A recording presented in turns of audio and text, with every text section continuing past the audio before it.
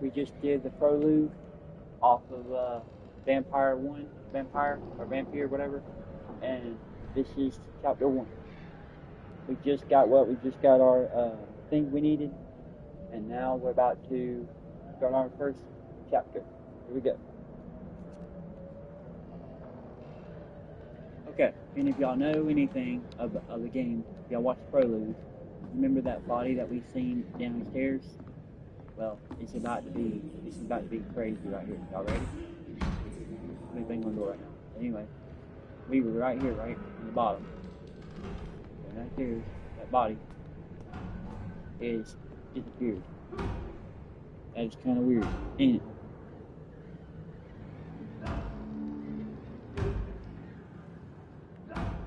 Okay, now. Where is it? It's closed. These people want me dead. I need to leave now. Here we are.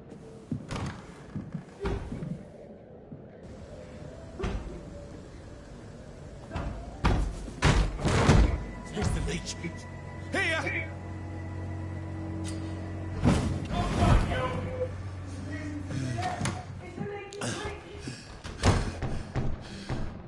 My head's spinning. See? Doing good. Okay, I just got to teleport. That's pretty cool.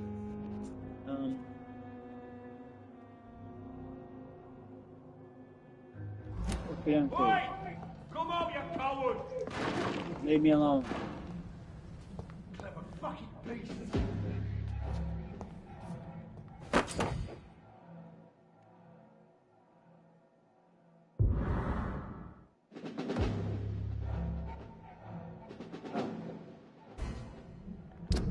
Anyway, I just got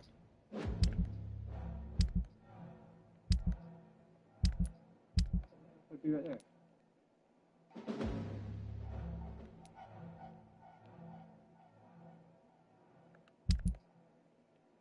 And you just got that, right? And now I just got a key. What the hell?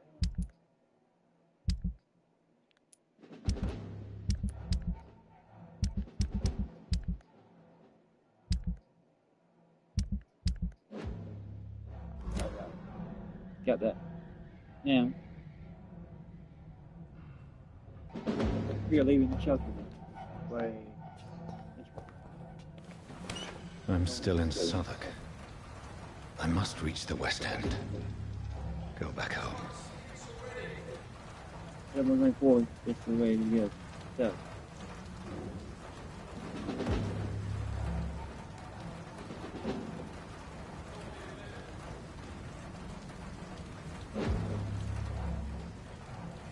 Let me check something quick.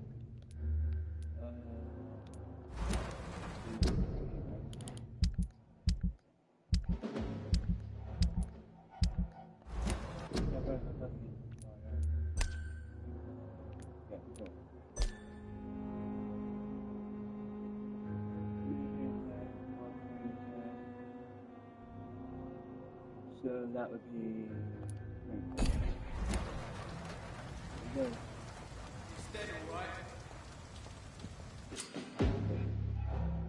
Die, vermin! There's a strength I never knew I had. I'm sorry. This one stinks already. I'm gonna kill you.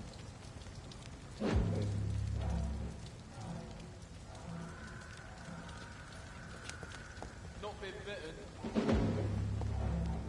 Get them weapons ready! We found one! This should be possible. Every sinew, every fiber of my being is afire. I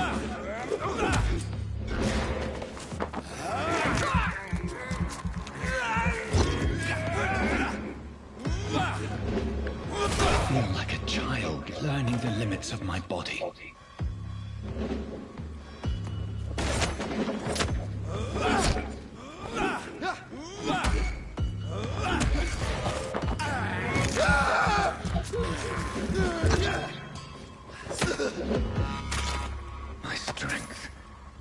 My reflexes. I'm not human anymore.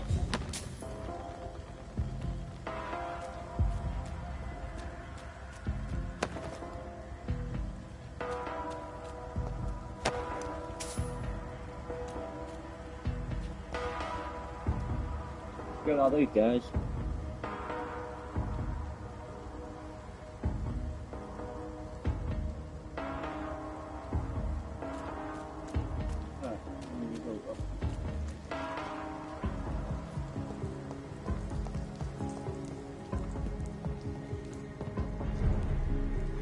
We are in Southwark Bridge now. Okay.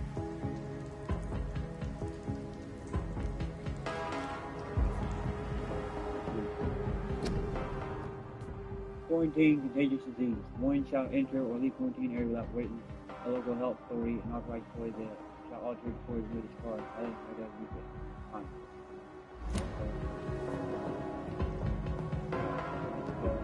Upstairs.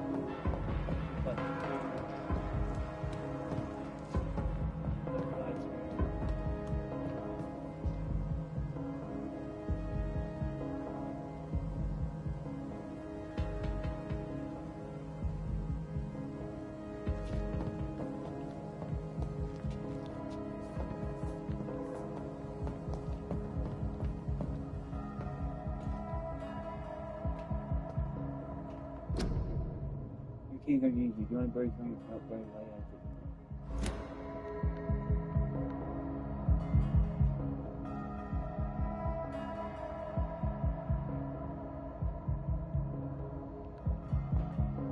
it. My poor sister. If only I had controlled my need for blood. Mary, someone will pay for what happened to you. For what happened to us.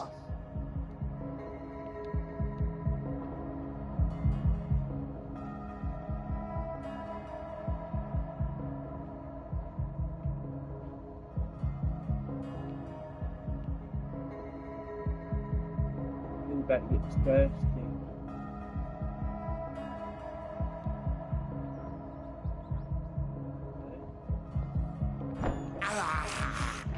This is despicable.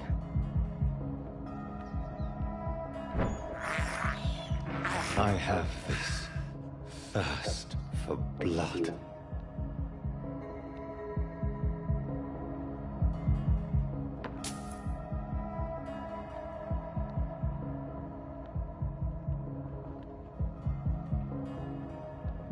You at?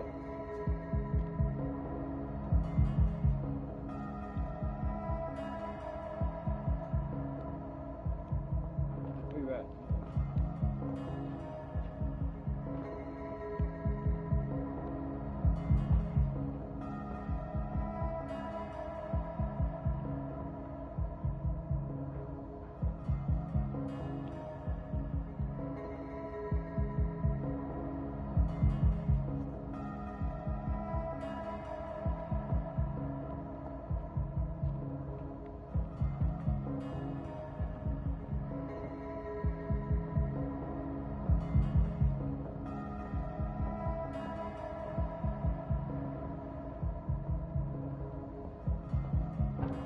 Transport.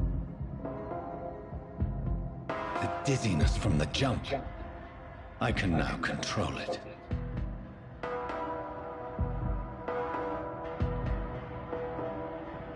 Alright.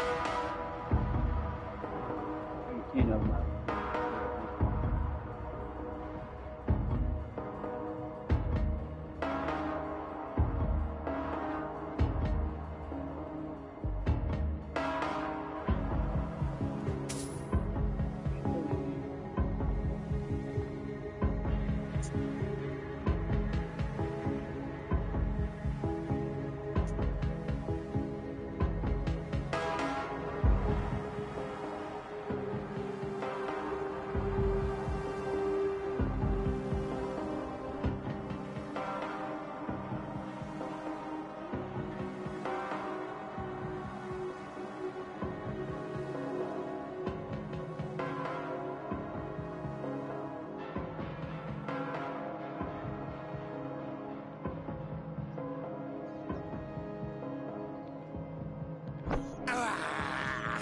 I can't believe I'm doing this.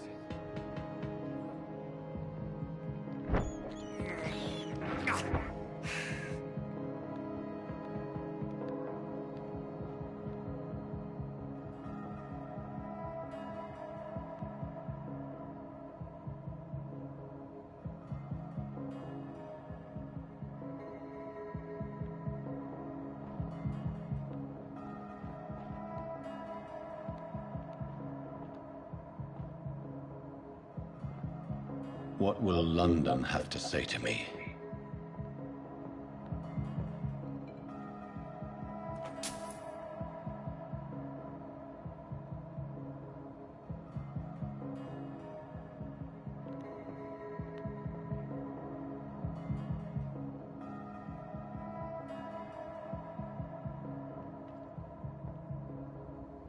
I've so many questions unanswered.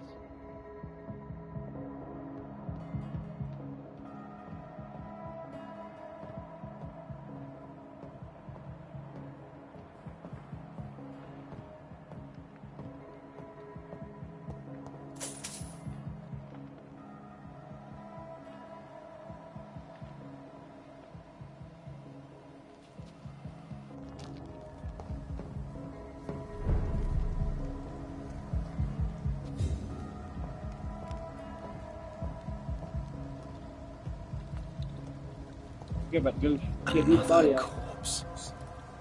Have Get the his body very out. streets of London become a mausoleum?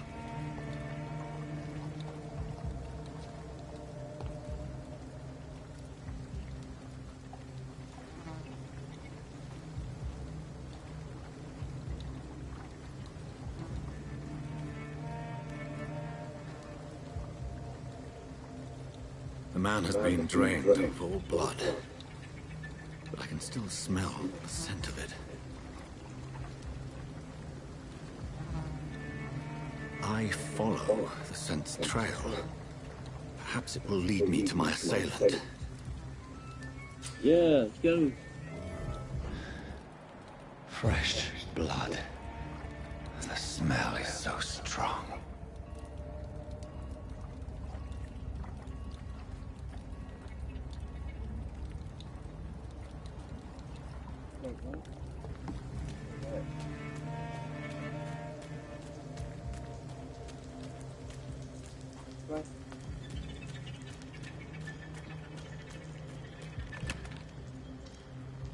Got it. Thank you.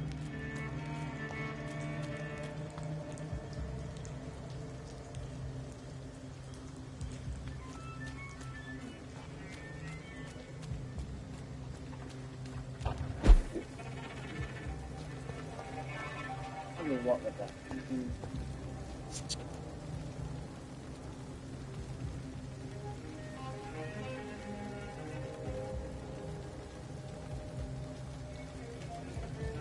Something dire must have come about.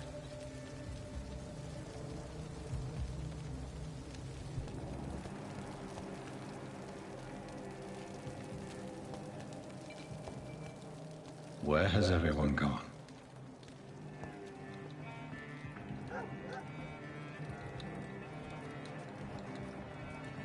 According to the blood patterns, that's where the victim was attacked. So that must be the killer's trail.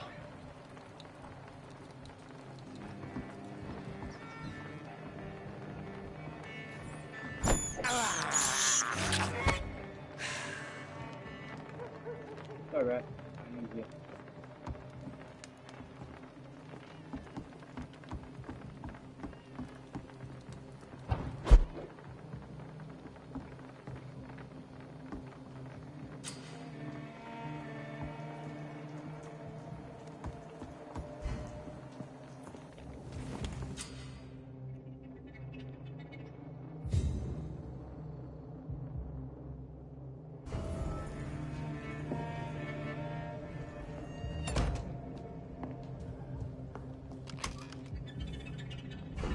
That's that.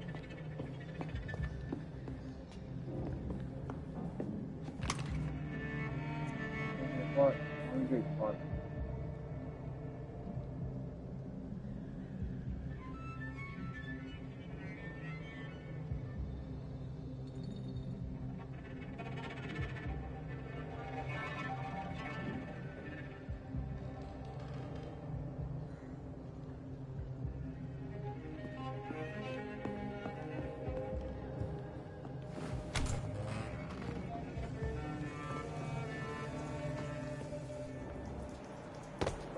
That's strange. The trail is very erratic, as if the killer was drunk or hesitant.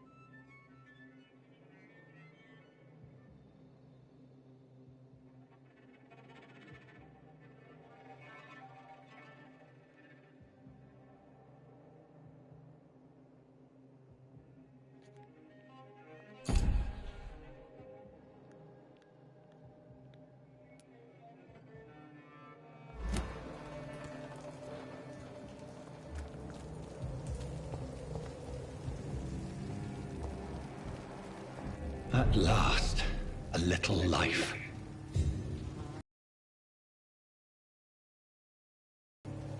There's gotta be something can be done to get out of this bullshit mess. Are they stupid or something? Welcome, sir, to the Turquoise.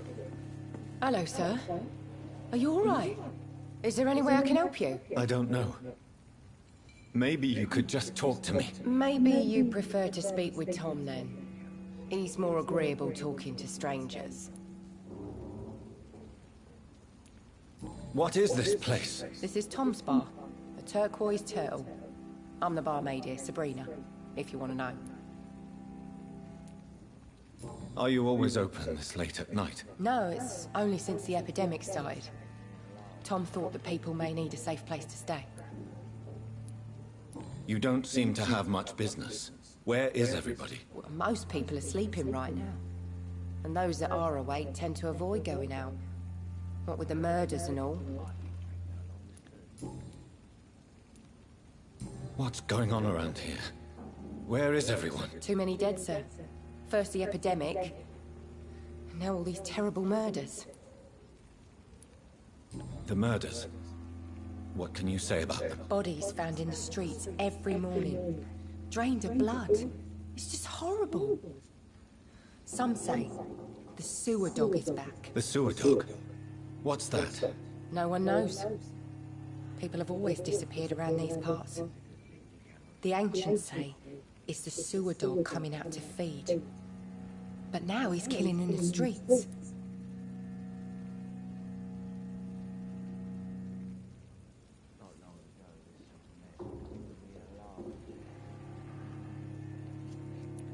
What have you heard about the epidemic? There's a Spanish flu.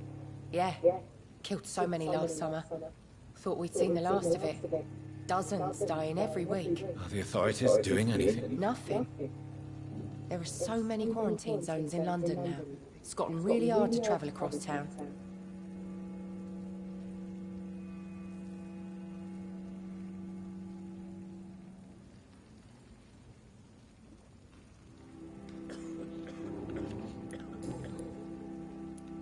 I just want to talk. I didn't mean to scare you. I'm not afraid, sir. It's just I've other customers to take care of. I only see one customer. Oh. Well, yeah, of course. I mean, I best check on them. I'll leave then. Thank you. There's gotta be something can be done to get out of this bullshit mess. No?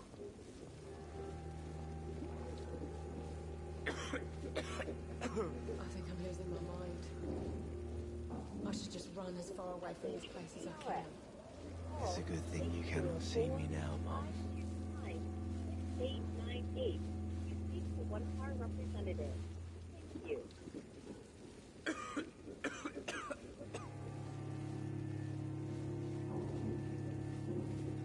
Not long ago, this sort of mess would have given me a laugh. He didn't deserve Corrections this. Institution. To accept this recall, press 0.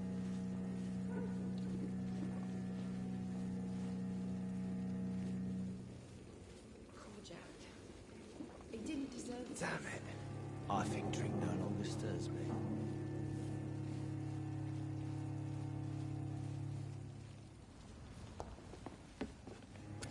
Good evening, sir. I wondered if I could ask for your help. Wow, you look like you need a drink. Yes. I apologize for my outfit. It's been a long night. Been there, seen that. Don't worry, things can only get worse. Has anybody entered the bar recently? Can't say. Sorry. I spent the night making love to that gorgeous bowl, see? This is important, sir. Are you sure no one has come in here in the last few hours? I don't know and I don't care. This is a free country. People still have the right to come and go, don't they? What's going on around here? It's like everybody is hiding. You must be new here. Have you not heard about the murders? Everybody fears the return of the sewer dog. Who is this sewer dog? It's the local bogeyman. Convenient answer for every crime that happened for decades. You murdered someone, blame the sewer dog, eh? You make it sound like it's a fairy tale. People will always believe in monsters. It's easier than accepting their own darkness. We can all be monsters.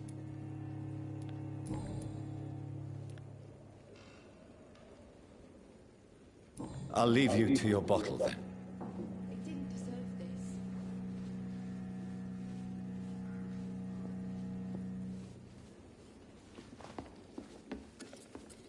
My God, sir, you look like Jonah's whale just spat you out of hell. Can I get you a drink? No, thank you. I'm not thirsty. Well, grab a chair and get some rest. This is going to be another long night. Where am I? Where is this place? You're at my bar, sir, the Turquoise Turtle. The last ray of light in this dangerous part of town.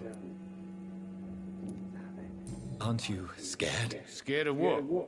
All the bad shit happens out on the foggy streets. And I never go outside. So you're open all night? Yep. Figured people might need a place to rest in these dark times. Why is it going to be a long night? You must be new around here. Don't you know about the murders? Tell me more about these murders. Every morning for the last few weeks, bodies have been found. And those poor sods didn't die of flu. Do the police have any leads on a suspect? Even before the outbreak, coppers never came round here. We're on our own. People die in these parts all the time, and no one cares. I'm looking for someone who might have passed through here recently. Wondered if you might help. It's been quiet tonight. The only other person I've seen went straight up to his room. Thought it was kind of rude, actually. You mean he's still here? Well, yeah. He paid for the entire week. Who is this man? What does he look like? Well, like a gentleman, I guess. Well-dressed, quite polite. A professor or something fancy like that. Always writing, reading notes. How long has he been here? He rented the room a few days ago and didn't say when he'd leave. I need to meet this man. I have questions. Just climb the stairs and knock on the first door. I heard him open his window, so I guess he's still awake. And, sir, Yes? no funny business. You hear me? This is a respectable establishment.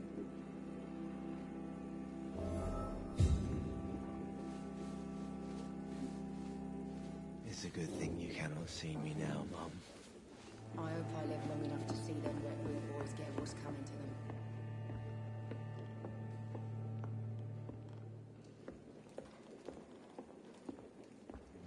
Damn it. This is no place for you. Prewen has several patrols roaming the area. They do not pursue me. But they're looking for vampires, and they're most efficient.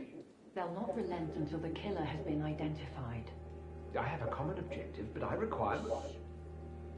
I think someone is eavesdropping. Are you certain?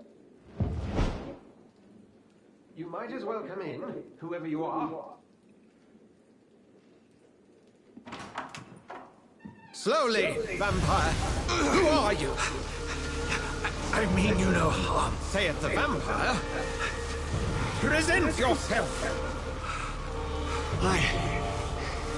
I need a word.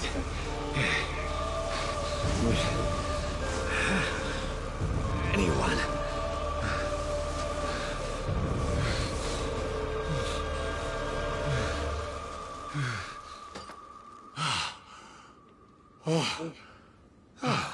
Well, that's something I can do for you.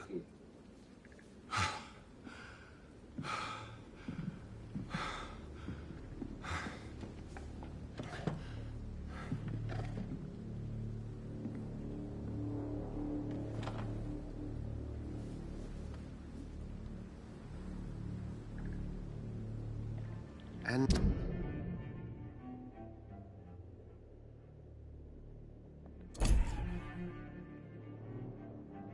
who might you be?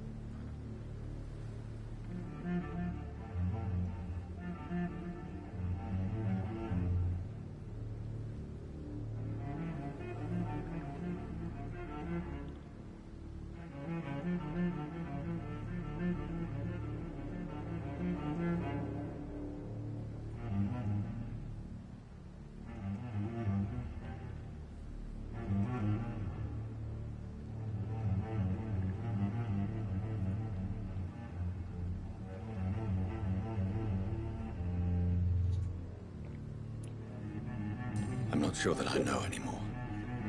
Might I at least learn the reason of your presence? That's none of your concern. Sir, you have entered my room in the middle of the night, pale as a corpse and shaking like a tree. So please, indulge me. Someone is molesting people. In fact, killing them, biting them. The calling card of a vampire. Like you.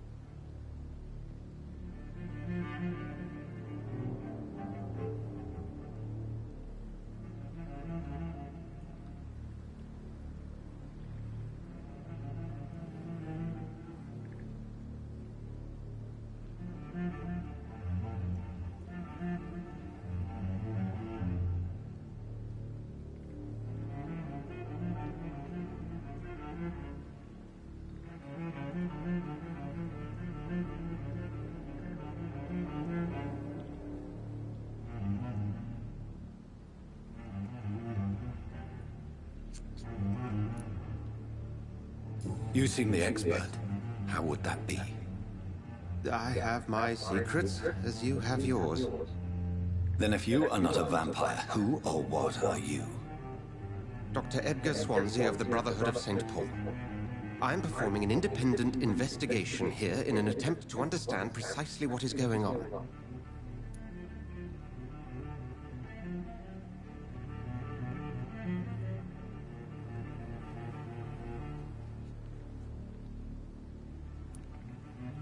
What have you uncovered concerning the murders? It started a few nights ago. Rumors of violent murders. The docs have always been, shall we say, somewhat unsavory. But this is different. How different? A vampire is at work here. Famished. Reckless. It must be brought to ground, and quickly.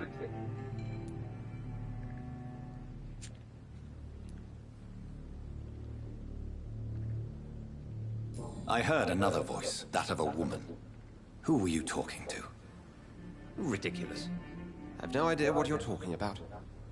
Something tells me not to trust you. Then the feeling is mutual.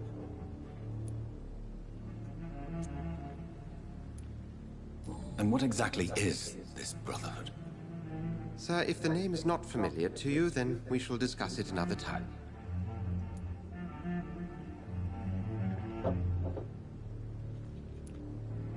Then help me find the culprit. I may. If you'll first tell me why you opened this door. I followed a trail. The scent of blood from a recent victim. It led me here. You thought I was your aggressor. That explains a great deal. We're both chasing the same shadow.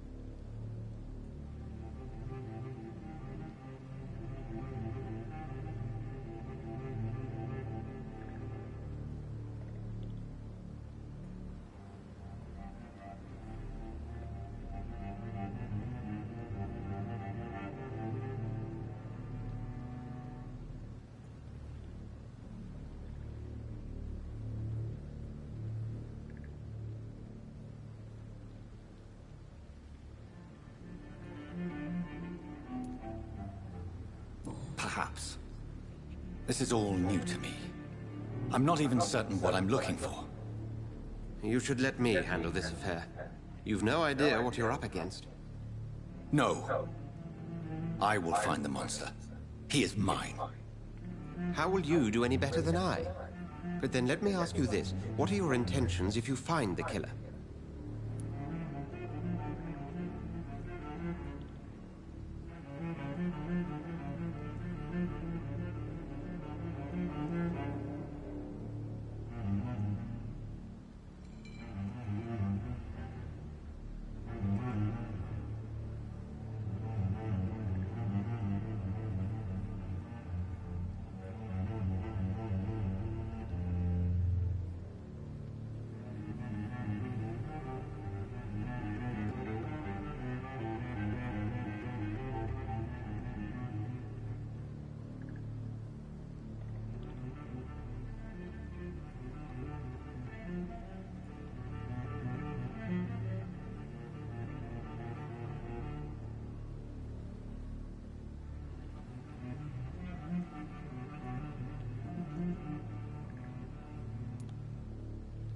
I will at last have the answers to my questions. Then I can only wish you good hunting. And pray we shall meet again.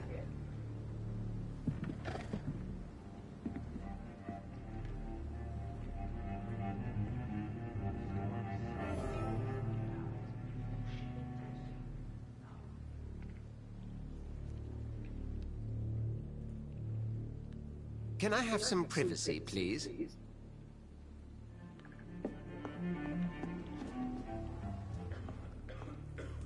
If Swansea is not my attacker, it means somebody else came here tonight. Someone must know something.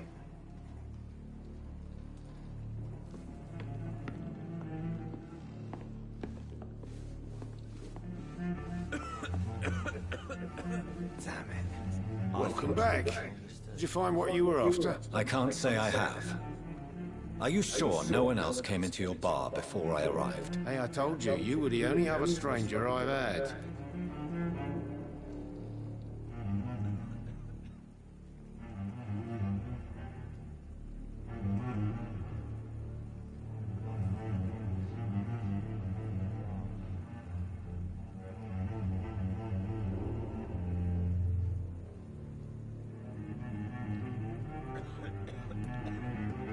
Goodbye, Mr. Watts. I hope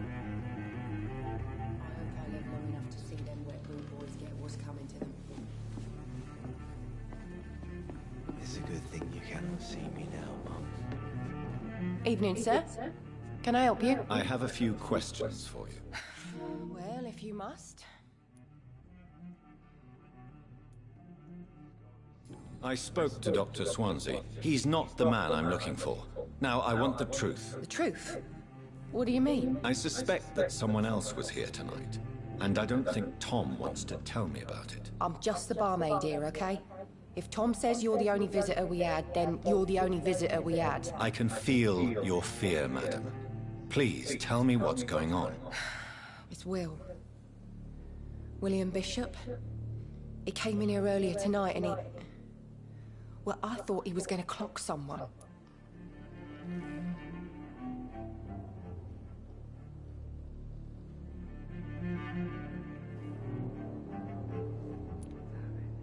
What happened tonight? He was dead drunk as usual.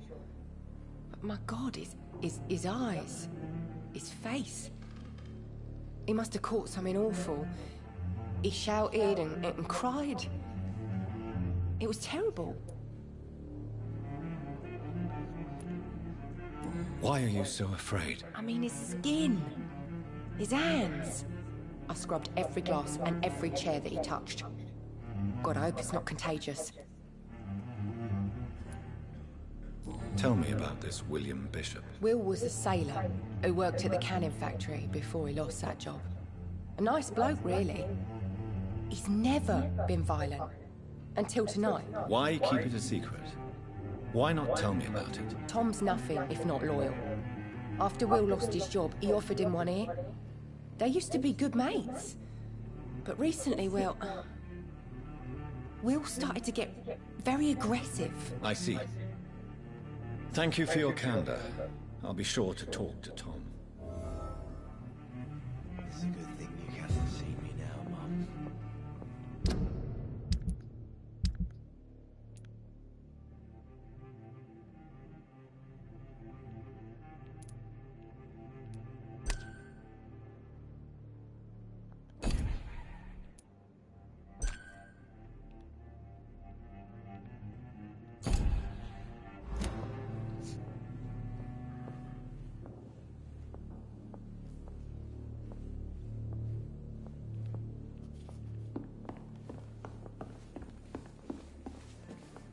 You again. What can I do for you?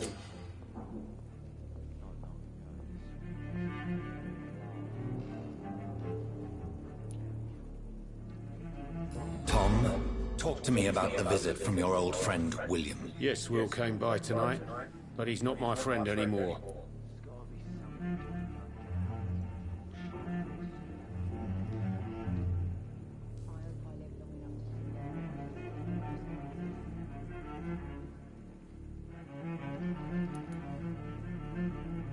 Why lie to me if he is not your friend? I didn't lie. I said you were my only unannounced customer, and that's the truth. Who is he? William. Just an old sailor who loves his gin too much. He worked for years at the canning factory before it closed. Is he dangerous? Yeah.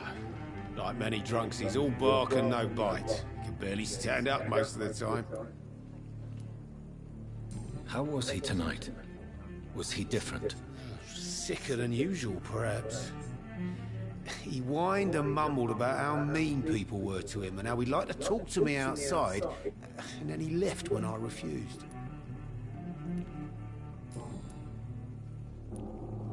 I need to find him. It's a matter of urgency. Do you know where he is? You could try his boat. It's up by the North Pier. He sleeps there when he's too drunk to get home. Please describe him to me. What'd you expect? He's a tall, sick bastard with a bad rash and torn old clothes. William used to be strong. Now he's a mess. Thank you, Tom. If you see him, tell him I don't want him back here unless he cleans up his act, okay? I hope I live long enough to see them wet boot boys get what's coming to them. It's a good thing you cannot see me now, Mum.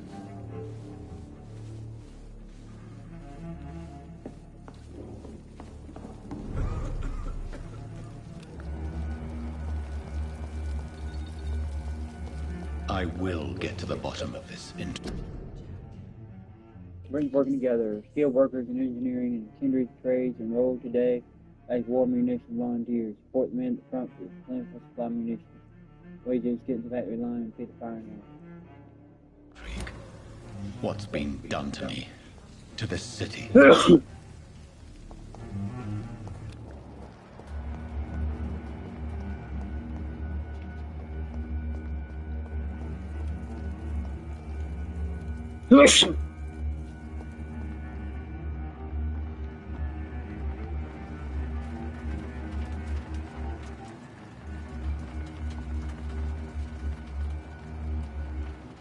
The body is still warm. This man has just been drained of blood.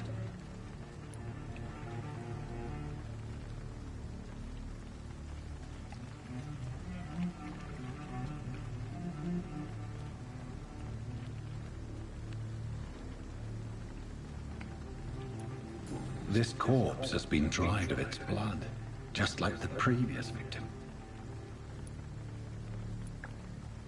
What's this? Some sort of note.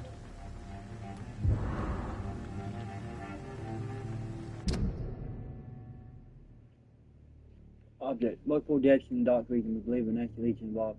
Locate the beast, project them quickly. Warning, according to recent reports, this vampire is very violent. Approach with extreme caution. I know that men in this part of town, but don't send roosters to investigate the case. If I'm correct, we've got a frenzy old killing each night. I thought we searched Brandon's place first, like old house basement, sewers, warehouses. Brothers each, brothers.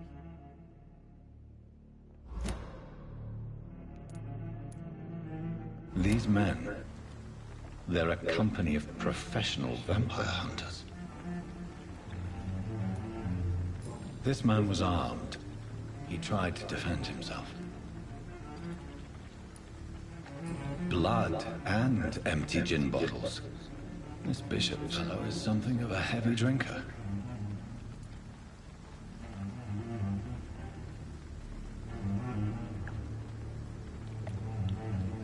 There are blood splats on the other side of the canal.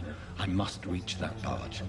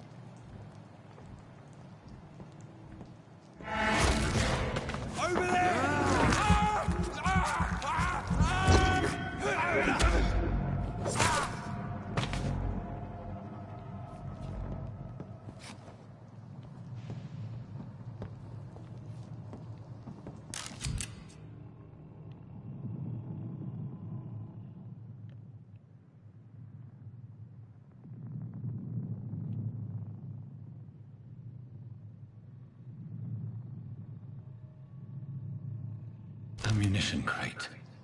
Good. I may need a lot of bullets.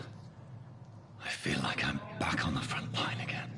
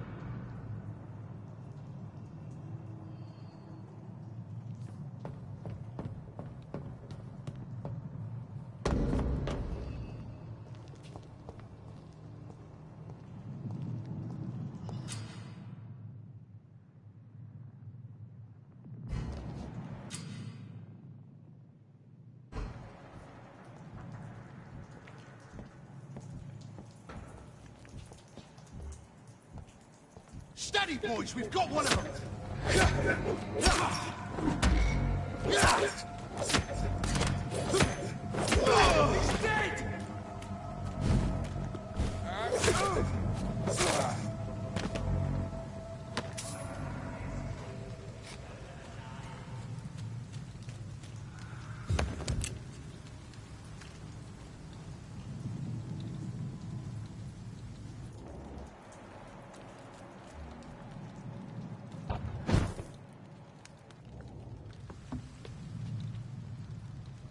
This nest of them cleaned out.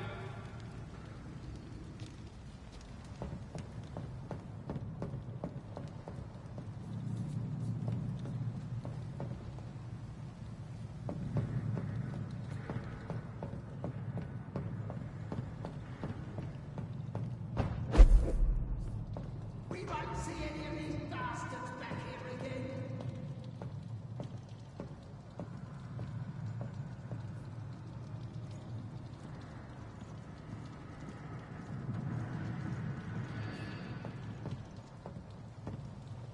Stay close, keep an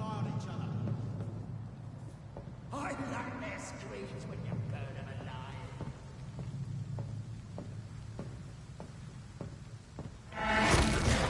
Over there!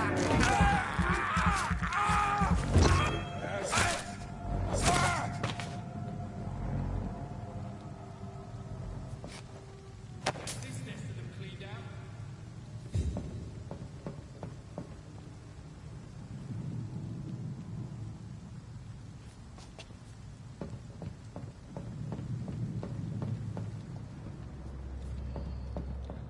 We won't see any of these bastards back here again.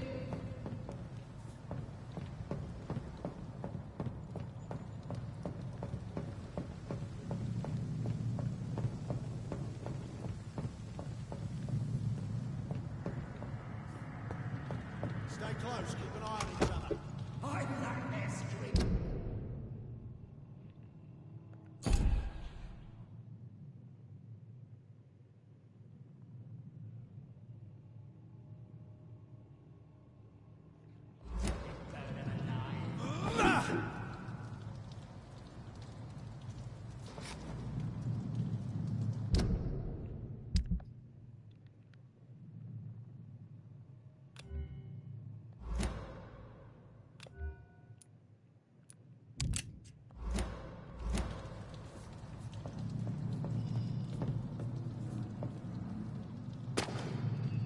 It's an agent! Kill it! Filthy piece of shit! Fuck! It's not! No!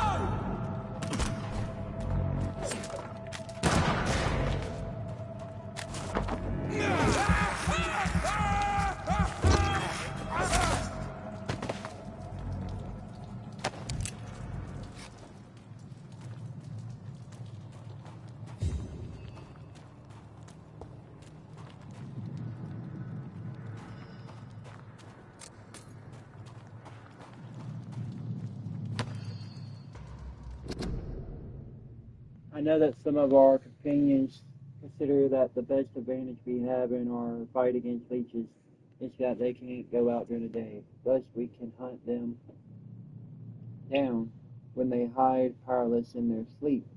This is a rookie mistake. First, because vampires are clever and they have countless ruses and tricks to avoid being spotted in their den. Second, because they deploy many deadly traps to kill any intruders in what they consider their most precious sanctuary.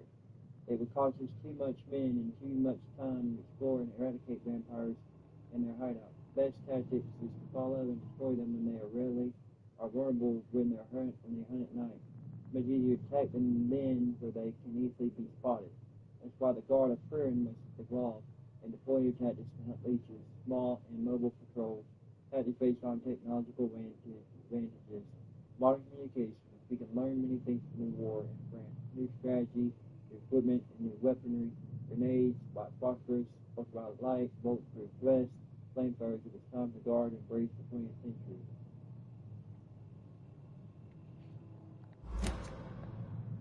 Cool.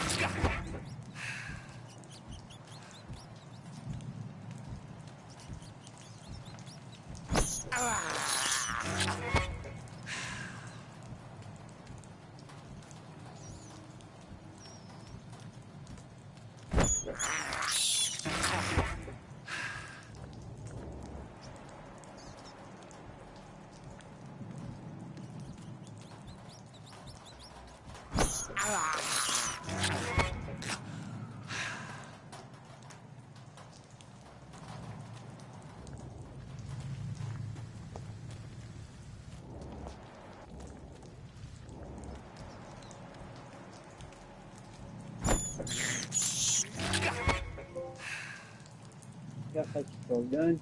My trophy done. I don't want him to get Hell yeah.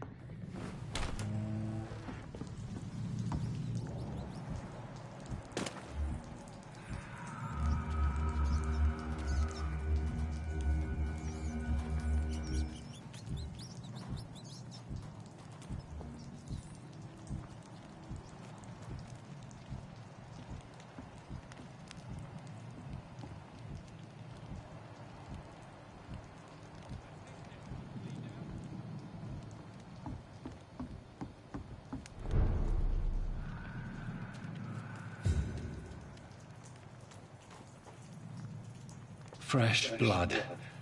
The whole building reeks of it. The scent is so strong it makes me dizzy.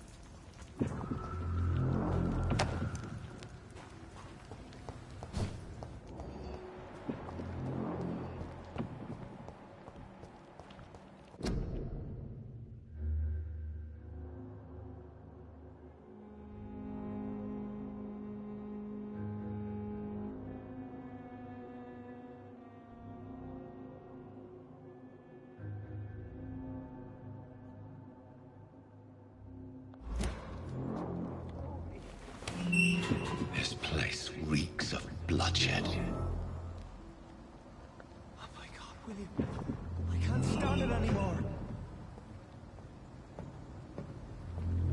This creature is big.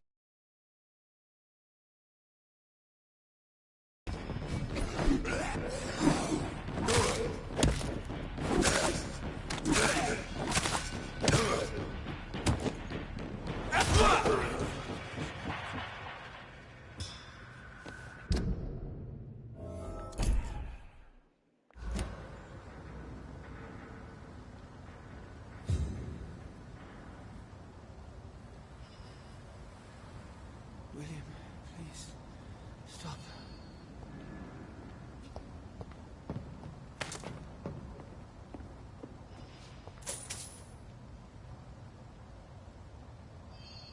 Let me go.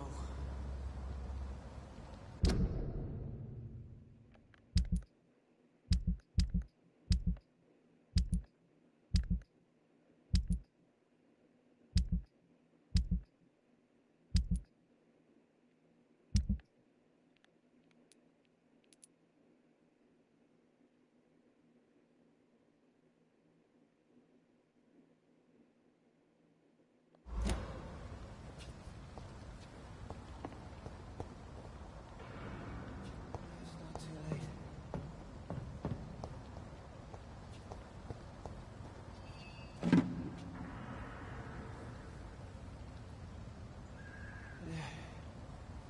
I forgive you.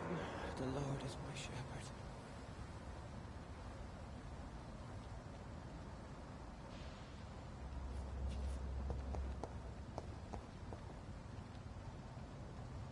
William, please, stop.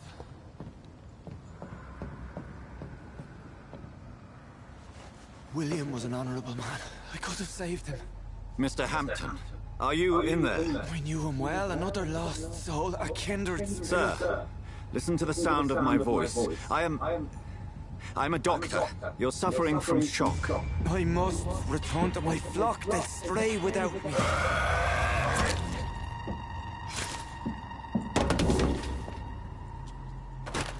Remember, certain skulls are every bit as resistant as we are. Who are you? What do you mean by skull? You truly are a newborn. I should have realized. Wait. You are the woman from the bar. Are you like me? Can you help me? I believe, sir, I already have.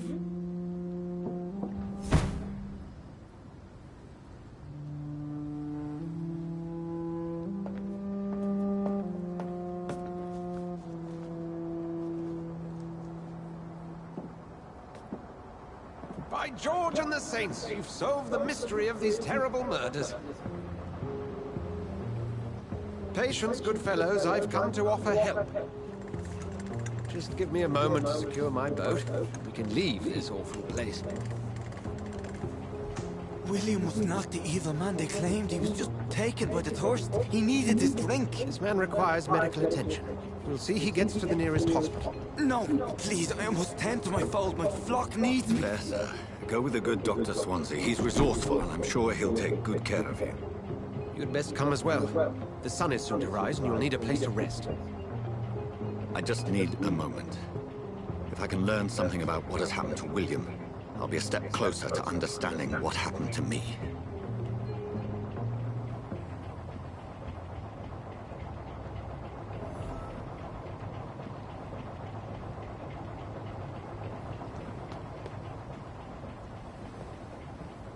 This poor creature can't be my maker. Could it be some subspecies of vampire? I must find a place to analyze the blood.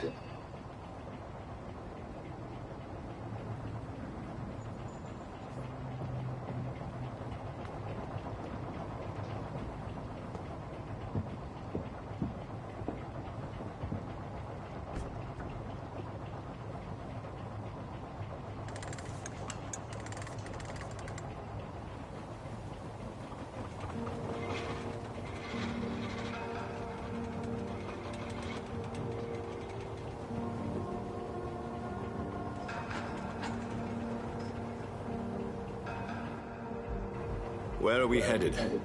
We're on our way to the Pembroke Hospital. It's just across the canal. They'll have a bed for poor Mr. Hampton. William was... What manner of creature was he? Predator, prey, villain, and victim. Who can say? The important thing is that he's been stopped. Duly noted. And the woman? What... Who is she? What woman? Oh, don't play me for a fool. You used me to locate that skull. You must know who she is. And I thought you a gentleman.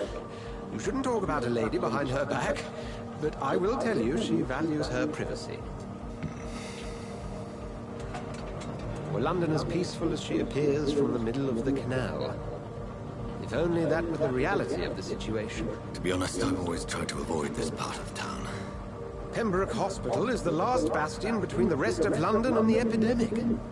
The flu has decimated the East End and the war still rages.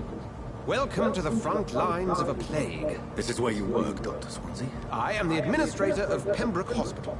I thought you were here in service of your mysterious order, the Brotherhood of... Of St. Paul's Stole, yes. But first and foremost, I'm a man of science. A physician, like yourself. Dr. Reed. How do you know who I am? No need for modesty. You are Dr. Jonathan Reed, a surgeon of some caliber and renown, if I'm not mistaken. You are correct, sir. I knew it! I had my suspicions. But when you took the blood sample from the corpse of poor William, I was certain. Dr. Reed. Marvelous. Have we met? I attended 3 of your seminars before the war. I have the utmost admiration for your research. And what a turn of fate. England's most esteemed blood specialist returns to London a vampire. That word, again. From a so-called man of science. I understand. Traditionally, the role of science is to refute myth, but when myth walks among us, the Brotherhood of St. Paul has dedicated its purpose to their study. There's so much for you to learn. And for that, you are right. Well, then let me be blunt. Join my staff at Pembroke Hospital. As a physician. I suspect you'll not find a better post of employment to contemplate your predicament. This is sudden. I was returning home to see my sickly mother. But alas, that was before contracting this... affliction. Dr. Reed, take a moment to consider. The post would be for the night shift, providing a good explanation for your absence during daylight hours. You'll be adequately reimbursed, and have a place to hide. I even had the forethought to bring some clean clothes. So, what do you say? It seems I have little choice, but yours is a generous offer, so I thank you. Brilliant!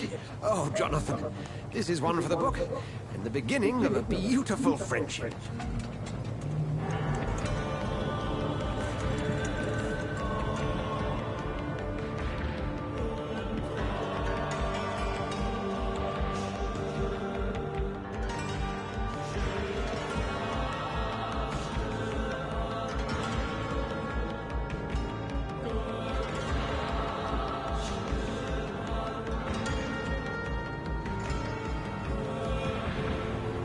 Dr. Swansea, thank goodness. I was beginning to be concerned. Worry no more, Nurse Crane, for I bring good news. Oh, Doctor, what a night. We lost 2 more patients. Nurse Scow said she couldn't take it anymore and resigned.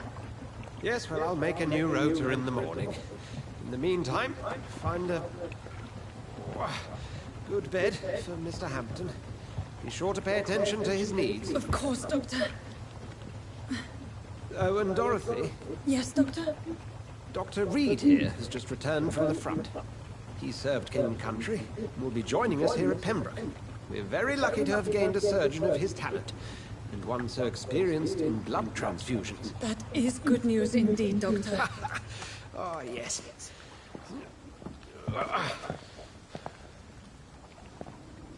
Here at Pembroke, it's not what we have, but what we haven't. It's only thanks to Nurse Crane and the staff that our ship doesn't sink. If you have any questions, just ask her. Duly noted. Thank you. Your assistance is required, Dr. Swansea, immediately. Welcome aboard, Jonathan. We'll catch up after my round. I'm coming, Nurse Crane. I'm coming.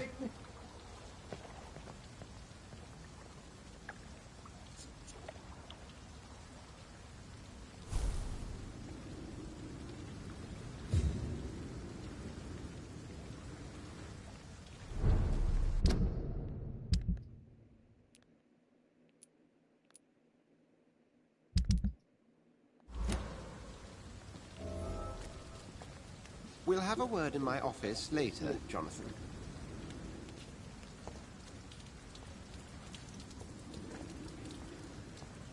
Come on, you bastard! You can do better than that! Nah, it's my turn!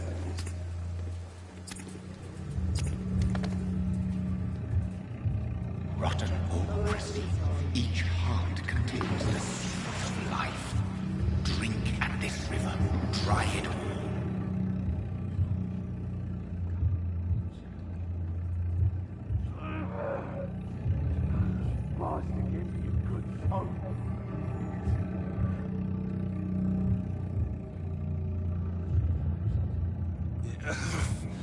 Oh, come on, you bastard! I won't bite. Sir, please. You've lost too much blood. Calm yourself. You think I didn't notice? Stop your staring and get me to an hospital, you arse!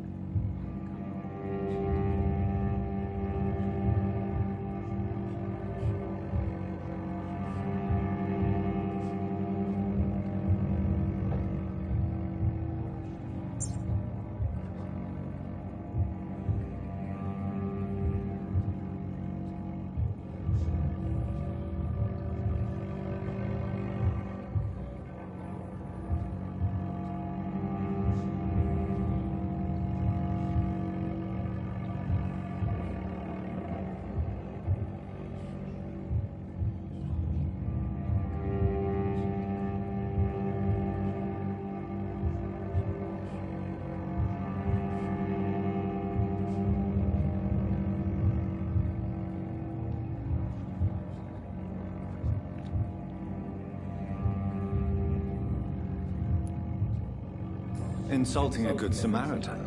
Not exactly the way to get rescued. All right, sorry. I am in pain here.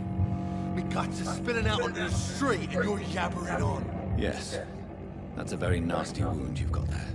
Take my word, I am a doctor. Dr. Jonathan Reed. Name's Clay Cox.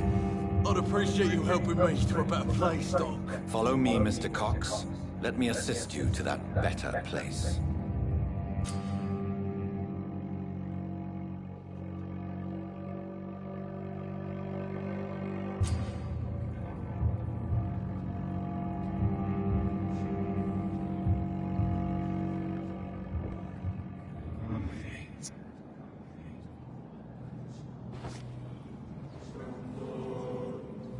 Bring this fading light into the shadows. Dance with him the dance of life and death.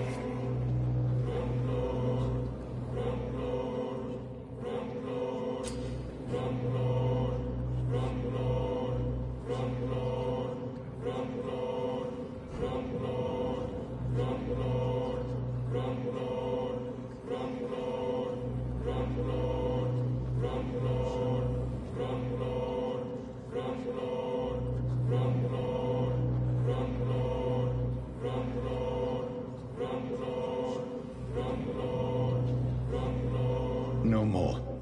Not tonight. Not like this. I will not take another life.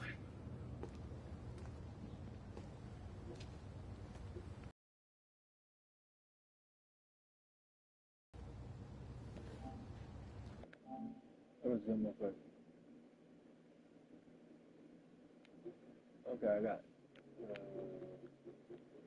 I've done. Go shelter and rest. Done that one.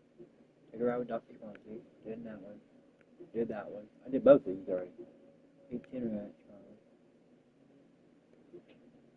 Okay, so pretty much I'm on this right now. Okay.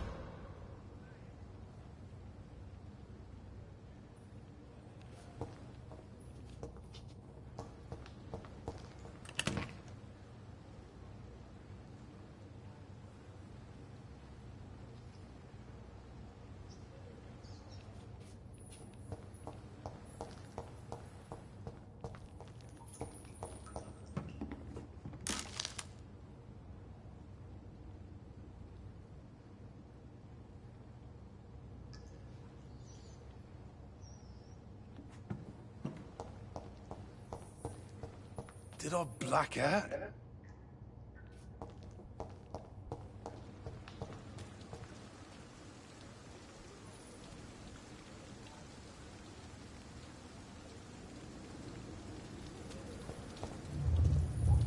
It is wise for the huntsman to sometimes let his prey go, but no famished hunter can run for long.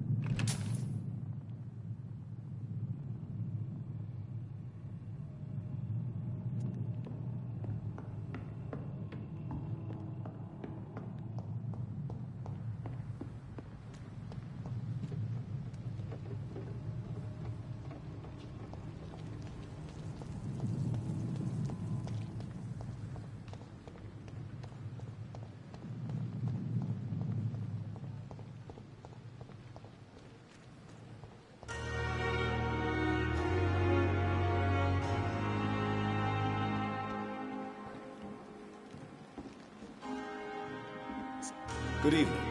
I'm Dr. Reed. Always a pleasure to meet a colleague, sir. Especially when he was supposedly dead. A colleague? Are you a doctor too? Not anymore, sir. I used to be Dr. Rakesh Chadana. Now, I'm just Mr. Chadana, pawnbroker and humble guardian of this morgue. What do you mean, you used to be a doctor? Was your license revoked? No, sir. It is just that I like to be precise. I run a little pawn shop while taking care of the dead. But I used to be a real doctor.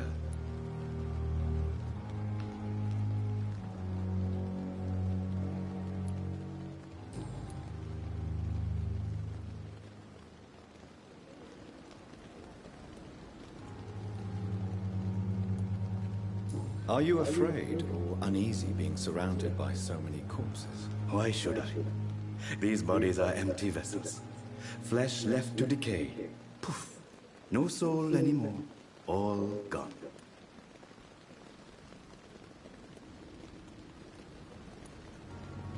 An interesting point of view. And quite an exotic one, too.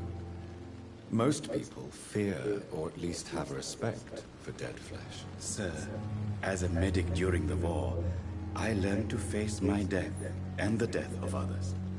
It's the pain we have to tame, not death itself.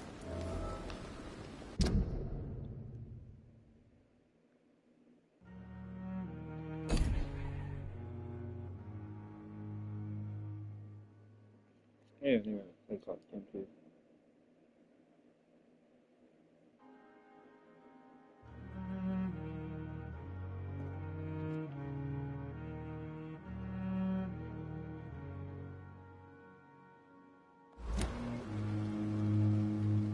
Do you need medical attention? I'm feeling all right, Doctor. But perhaps it is because I, too, am used to the smell of the dead.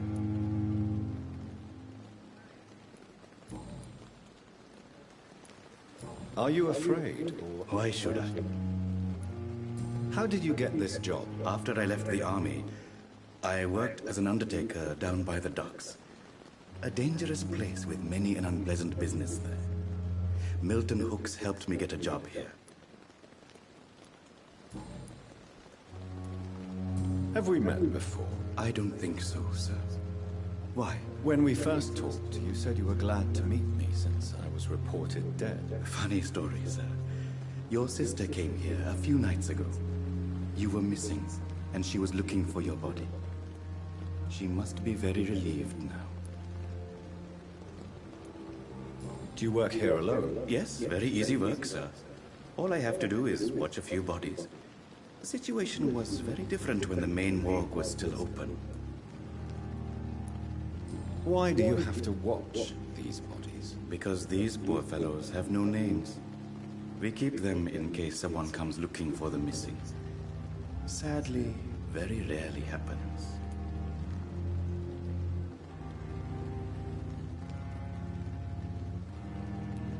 Why close the hospital's main morgue? It was for sanitary reasons after the beginning of the epidemic. Cadavers had to be moved to the nearest mass grave.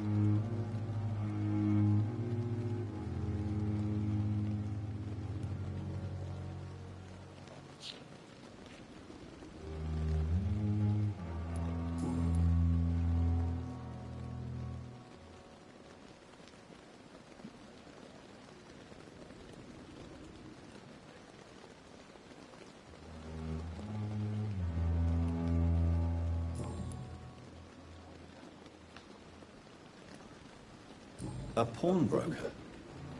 I expect you get all types of people here. Yes, sir. All kind of people. For I sell all kind of goods. Who comes here to trade with you? It's very unhygienic, even unsafe. Diseases can spread. For the customers, for the hospital. I'm very cautious, sir. I've been a doctor, remember? And all my clients are good people. In fact, I think I only know good people. What kind of goods? With the quarantine, it's not always easy to buy things. So I trade, I exchange. Some people sell, some others buy. I like to help.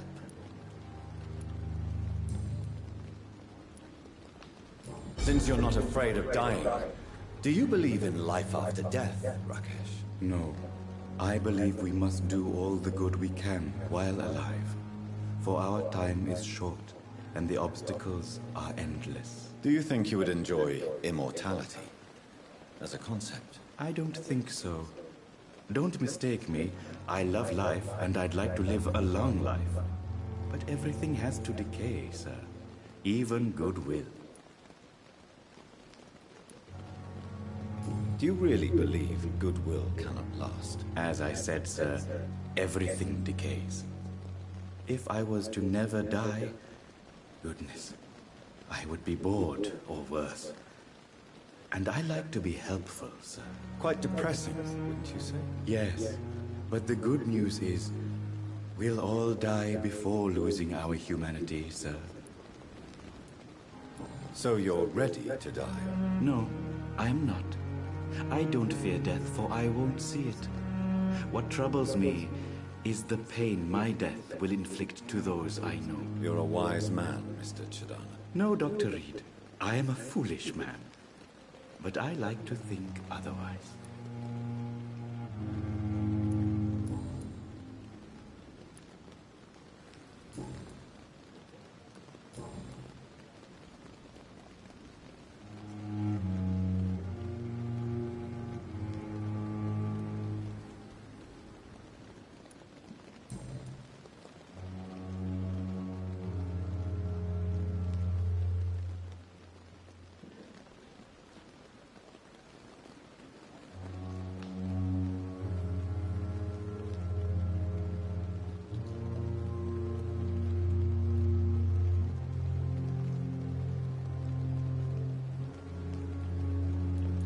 Goodbye, Mr. Chidana. Tomorrow, more bodies will arrive and then sadly depart.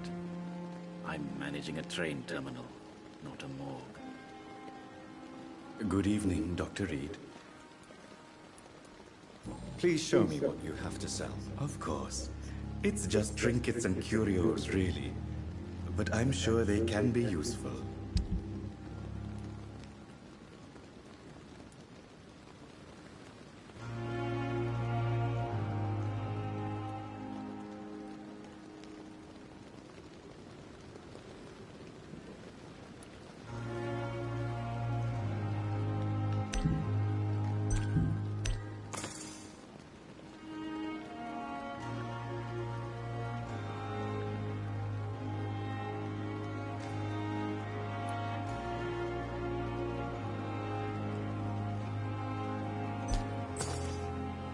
Never ceases to amaze me how you, the dead, seem peaceful and lost at the same time.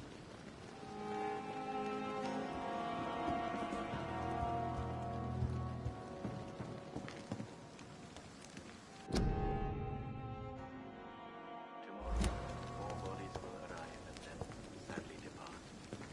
I'm managing a train terminal, not a morgue.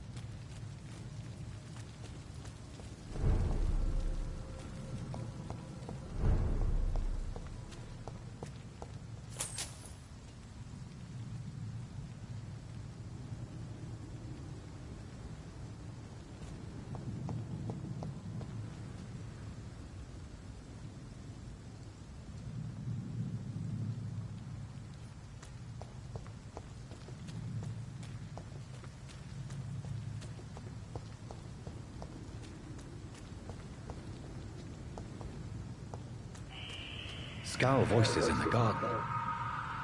I should investigate. If they were to find somebody.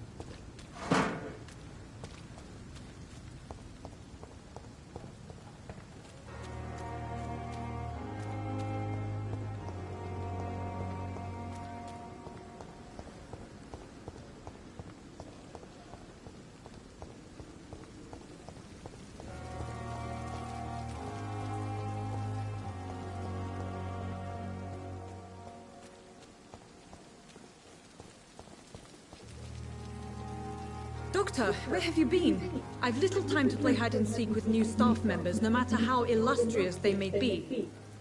I found a wounded man by the docks. He answers to the name of Clay Cox. He requires urgent medical attention. Already making the rounds? That's the Pembroke spirit. I'll ask our porter, Milton, to bring him back immediately. Thank you, nurse. What can I do for you?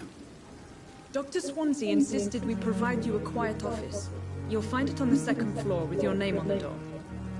Thank you. Nurse Crane, isn't it? Yes, Dorothy Crane. Welcome to Pembroke Hospital, Dr. Reed. Your office has been prepared.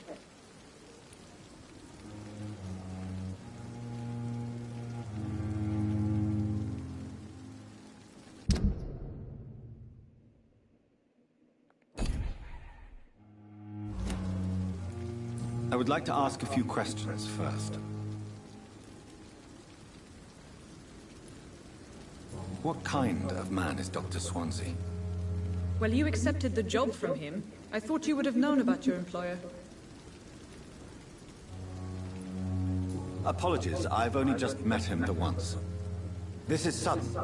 I've only just returned to England. Dr. Swansea is a brilliant surgeon and the most compassionate physician.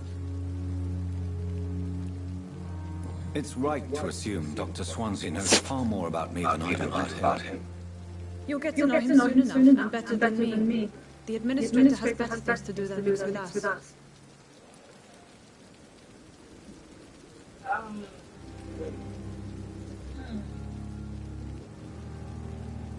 Oh, no.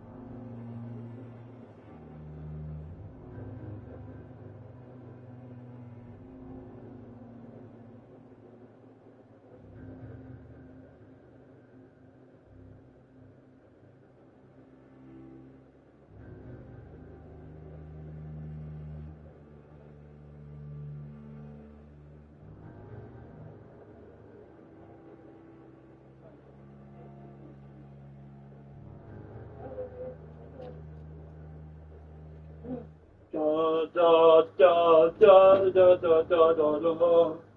I've got a bone for you, baby boy. Yes, I do. Huh? Yeah? You like it? What?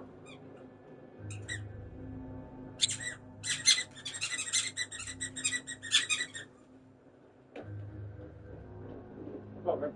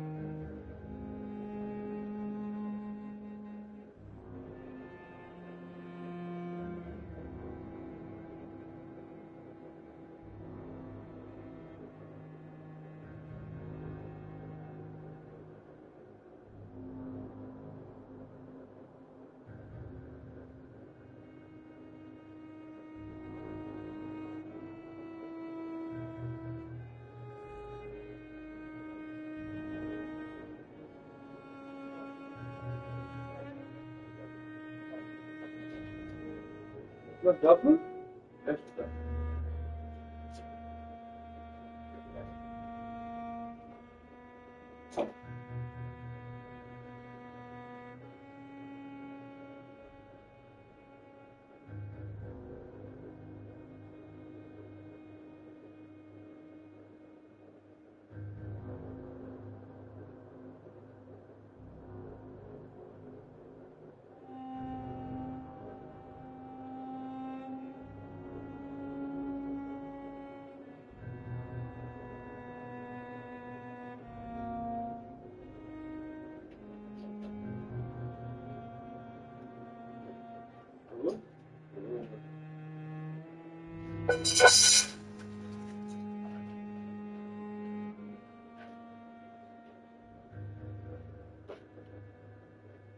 Oh.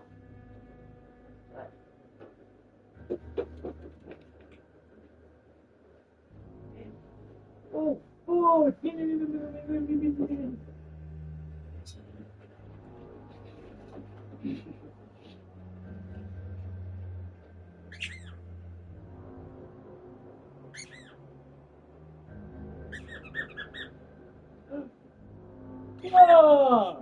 isn't that beautiful? Oh, oh, baby. Nice one. All right, place.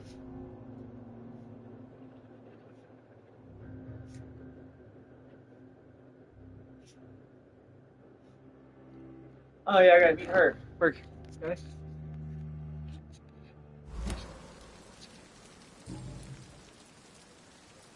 And Mr. Hampton, the patient we brought in. How does he fare? I gave him a sedative to help him sleep. Poor thing was in quite a state of shock. Who? Hampton.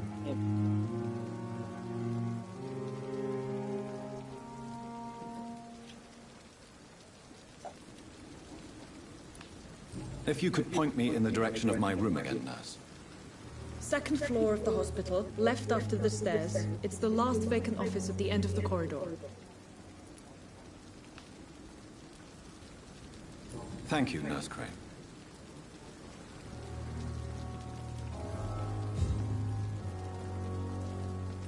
Alright, now.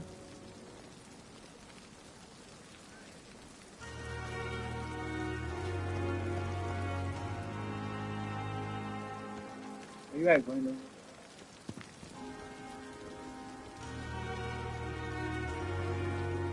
Good evening, nurse.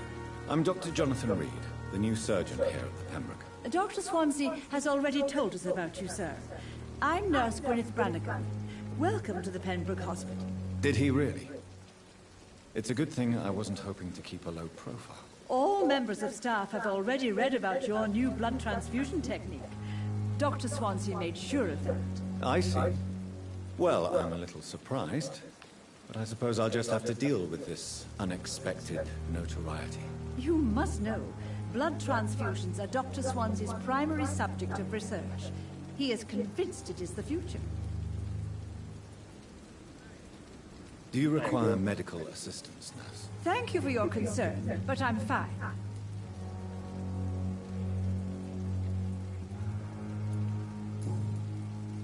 Life in London. I'm not familiar with all the staff yet. Perhaps you could help me. Brilliant professionals, most of them. Dr. Swansea has a gift for recruiting talent. Most of them? Is there a problem I should know about, nurse? It would be inappropriate for me to speak ill of a colleague.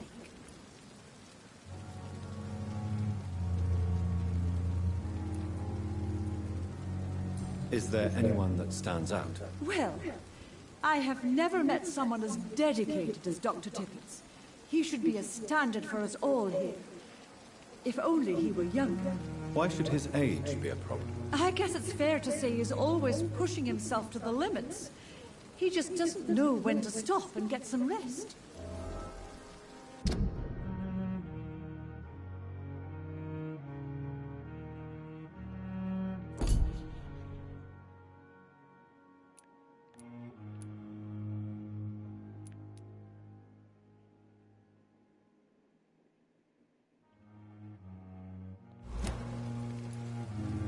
Nurse Brannigan, if you do know something, please tell me. Anything you say will be held in confidence. No. I may disagree with some conduct, but in the end, everybody is doing their best.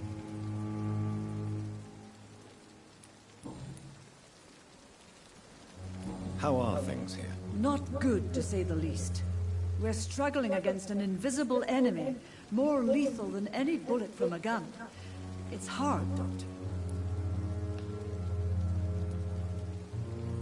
An invisible enemy? Quite a poetic term for a disease, especially from a nurse. Sorry, Doctor. These last few weeks have been exhausting. We could all do with a good night's sleep. Do you think this hospital can survive the epidemic? We are all volunteers here, and we're trying to hold fast, but how do we beat an invisible killer? Some nurses have already resigned.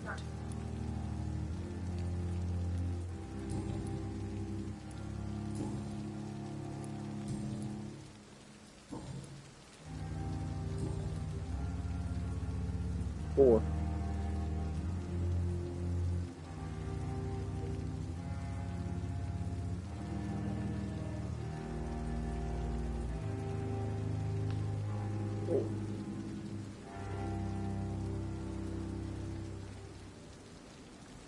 There's not four there. Duh. Four. Okay.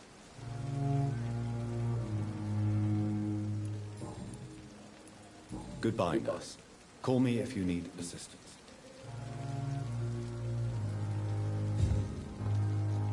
I met her.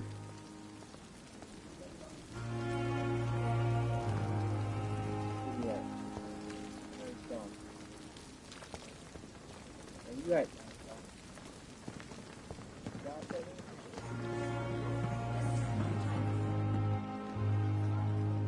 Good evening, sir. So it is true. The famous Dr. Reed has joined us. I can't think of any better news during these terrible times. Do we know each other? Actually, yes. We met once before, at the Rockefeller University in New York. Dr. Tippett, yes, I remember. I was assisting Professor Carell in his research about coronary bypasses. He had nothing but praise for you. He was also very confident about your future. And look at you now. Eminent surgeon and blood transfusion specialist. Do you need any medical assistance yourself, Doctor? Come on, don't be ridiculous, dear colleague.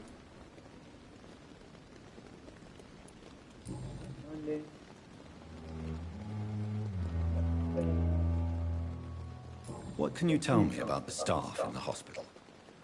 Some are really good, and others are not so good. But during this troubled period, there is no time for slander. I prefer to focus on the positive character traits.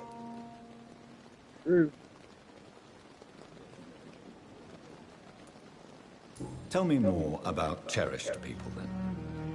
Nurse Brannigan is a pearl. She is the most helpful and dedicated nurse I've ever worked with.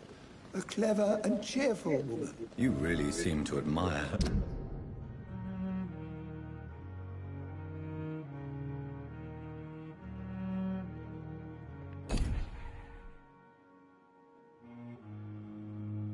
Oh, I got these down too. Okay. Let's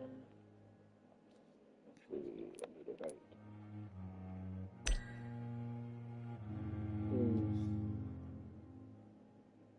Character traits. Character. 3.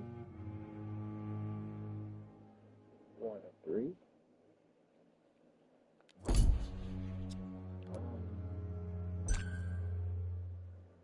Gwyneth Paltrow, 1 of 3.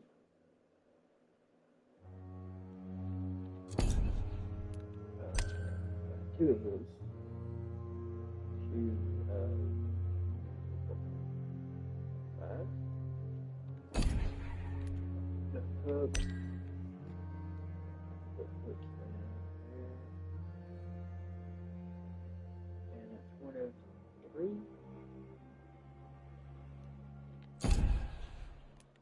Like cop. 4.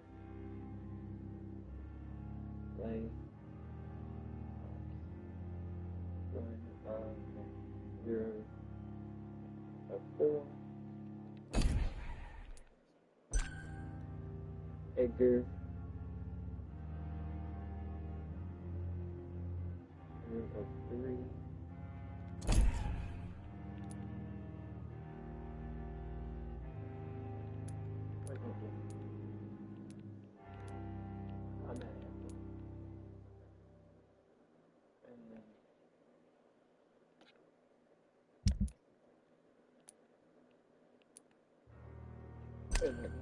One, 2, 0, 2.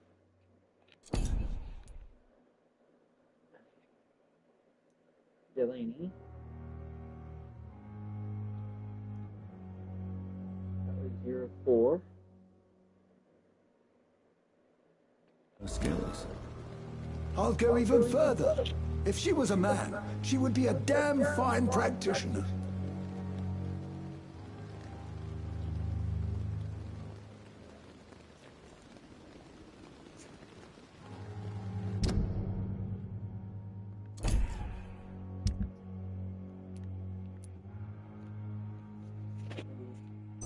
Vanish.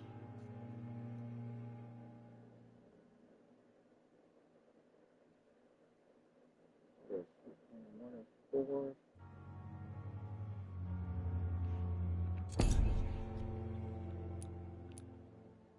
Tom.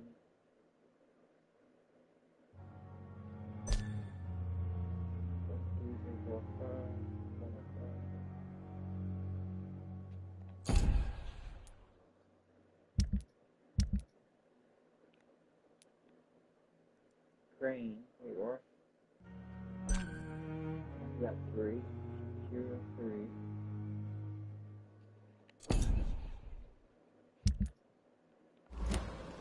Good.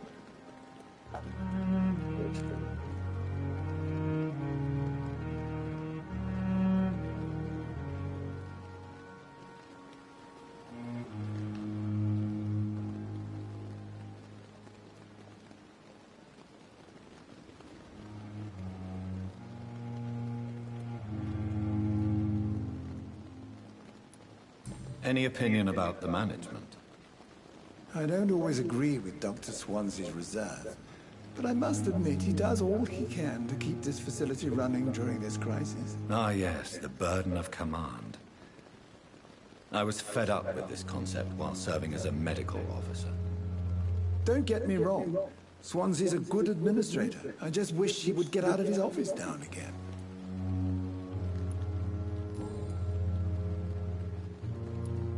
What is the Pembroke Hospital situation?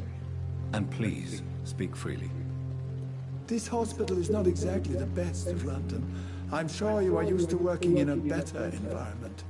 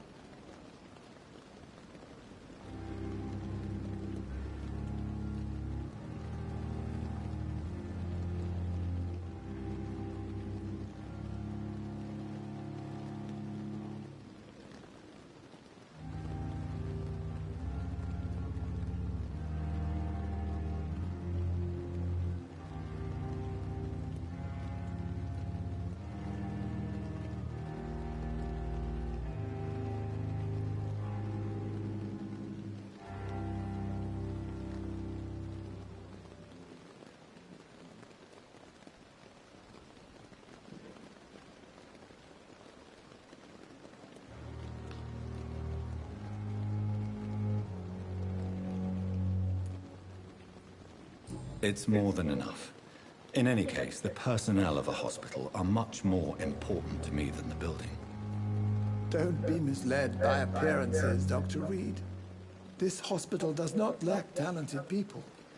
It just lacks hope.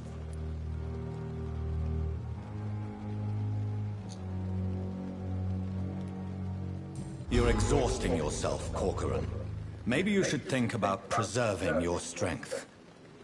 No. We must keep on healing all those poor souls. We are the last rampart before chaos. once more unto the breach.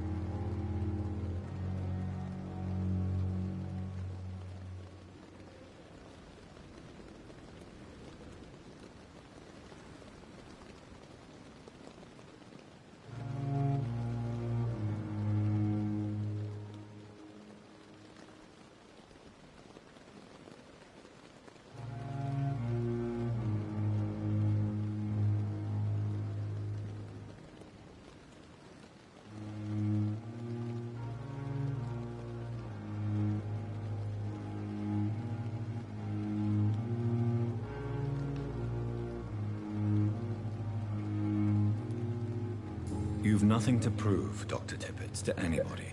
And we all praise your experience. Please, have some rest. I am perfectly fine, and I am not too old for this job.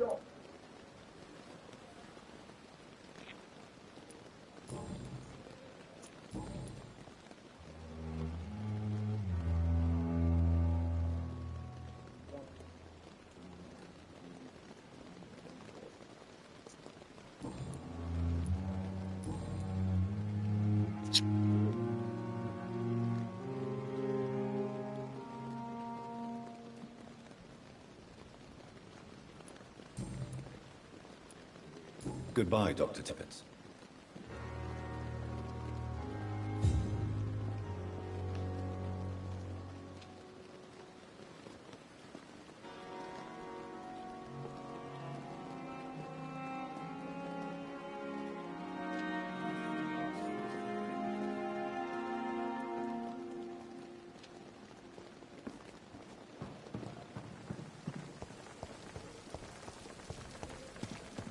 Pembroke is still standing after this epidemic. There's good reason to be proud.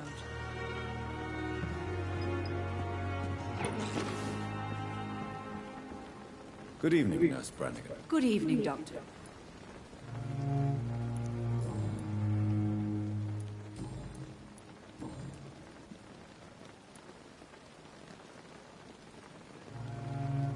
Why does Dr. Tippett claim you're the main reason he keeps working, despite his fatigue? If it wasn't for him, I probably would have left the Pembroke years ago. Dr. Tippett does not think of you as just a nurse anymore, does he? If you're suggesting he's not taking my gender into consideration when it comes to medical practice and knowledge, I really hope he doesn't.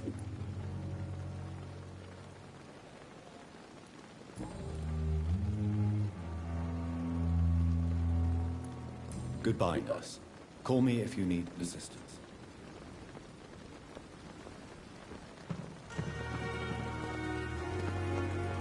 Oh, we got Milton. Hanging outside, yeah. Hey, Milton, come there.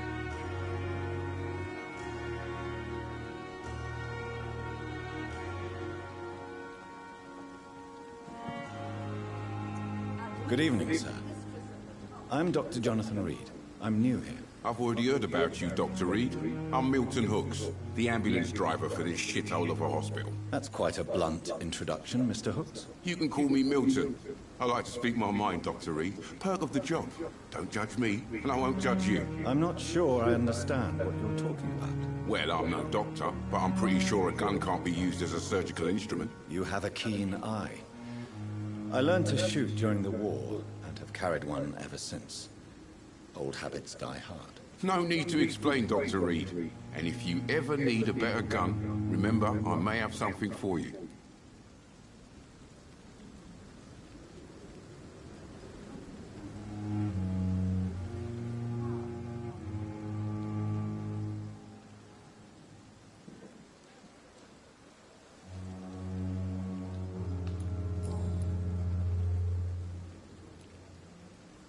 How is the situation around here? You want to hear the situation is all right?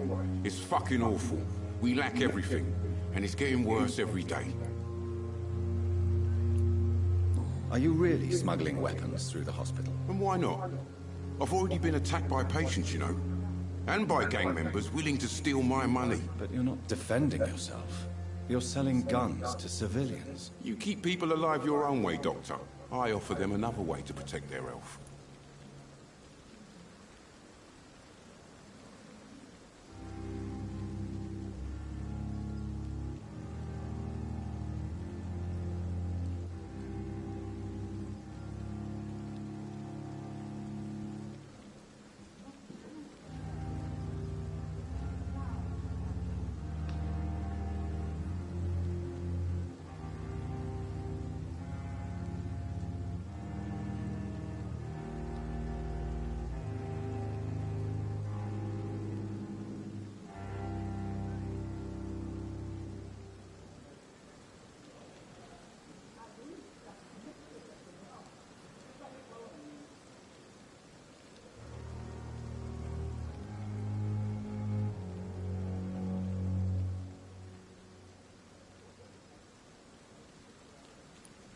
So what do you do exactly in this hospital? Apart from smuggling guns, I mean. I've been an ambulance driver since... too long, I guess. I bring sick people here night and day. It's a dirty job, but I get it done. Most of the time. Since you're on the front line, how is the sanitary situation in this vicinity? It's a complete disaster. It's even getting dangerous to enter some streets or buildings. Even the locals attack you.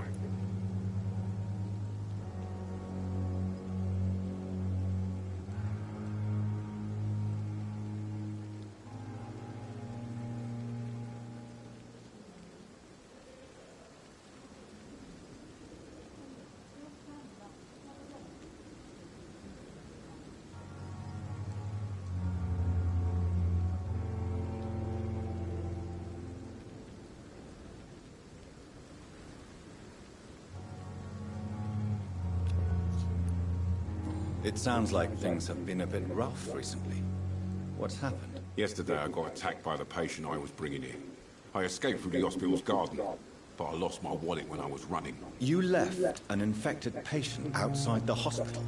That's incredibly dangerous. Go there yourself if you want, but be careful, Doctor. I'd rather not bring your dead body back.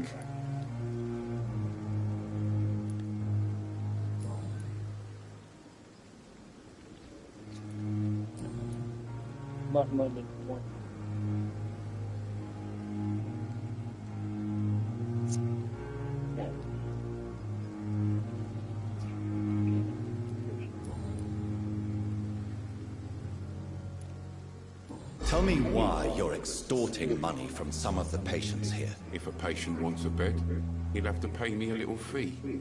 That's all. Where did you get the idea for such an immoral scam? Funny you should ask.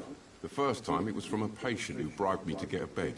It's only then I realized I could make a fortune. So there's 3.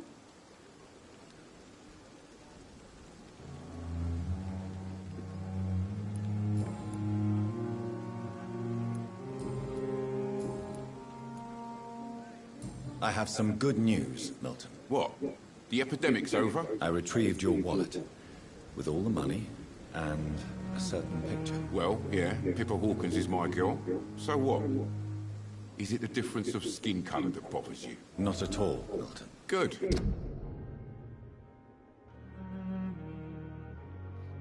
So I got 2 of these now.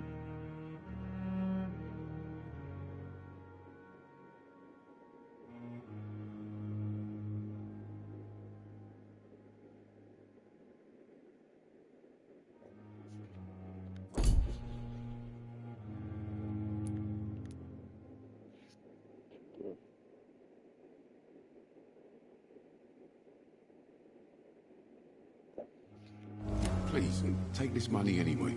To remind you to keep your mouth shut. Not everybody's as broad-minded as you, Dr. Reed.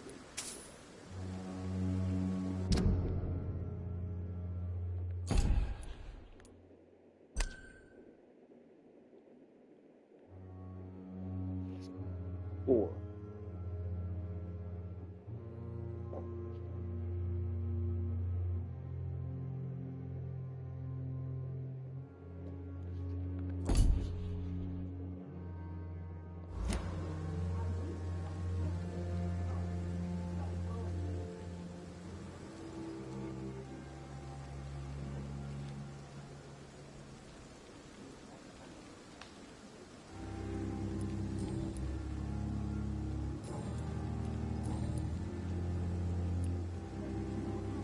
What's going on between you and Nurse Hawkins? Pippa's tired. Tired of all this shit. Tired of all those corpses piling up. She's as depressed as I am. During the war, I witnessed a few couples just like you come together in difficult circumstances. It can be very damaging. Maybe you're right. But we support each other. And that's all that matters. You do realize you could both get fired. Hospital staff are not meant to have intimate relationships with one another. Come on, Dr. Reed. Do you know how many rules are broken in this hospital every day just to keep it running? There's nothing wrong with what we're doing. Do you need any medical help, Milton? I'm fine, Doc. Physically, at least. But I would give everything to be in a better place right now.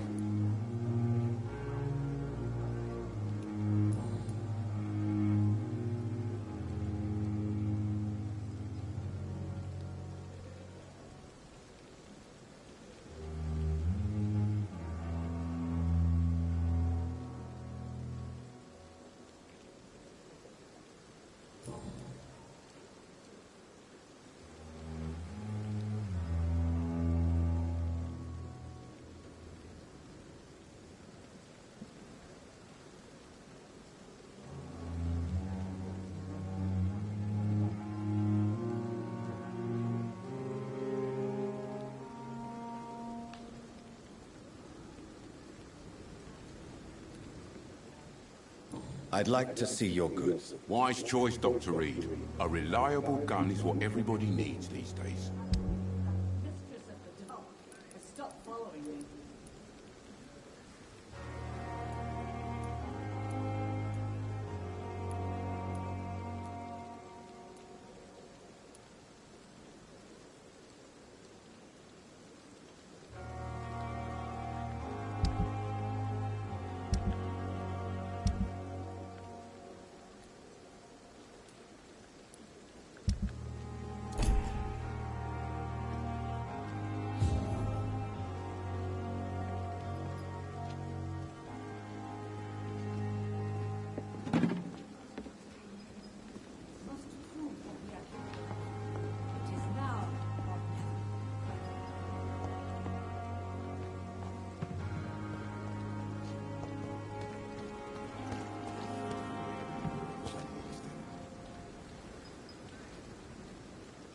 This is no time for self-pity.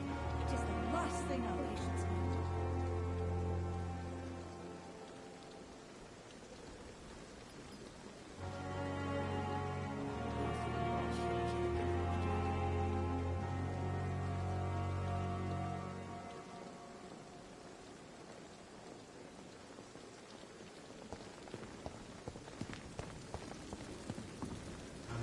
Good evening, Milton. Good evening, Doctor. Still trying to save lives? I'd like to see your... Wise choice, Doctor.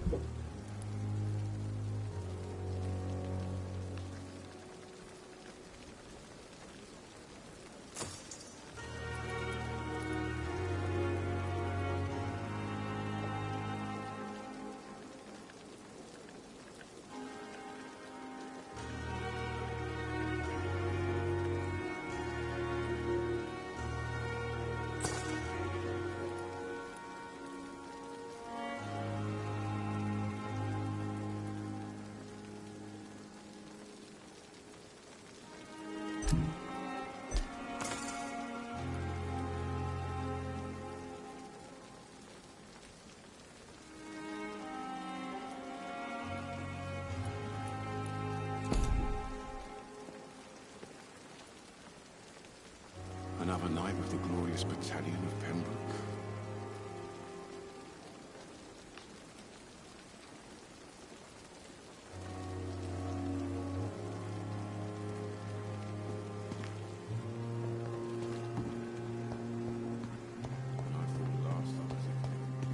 Dr. Swansea is right. This place seems perfect to conduct my research.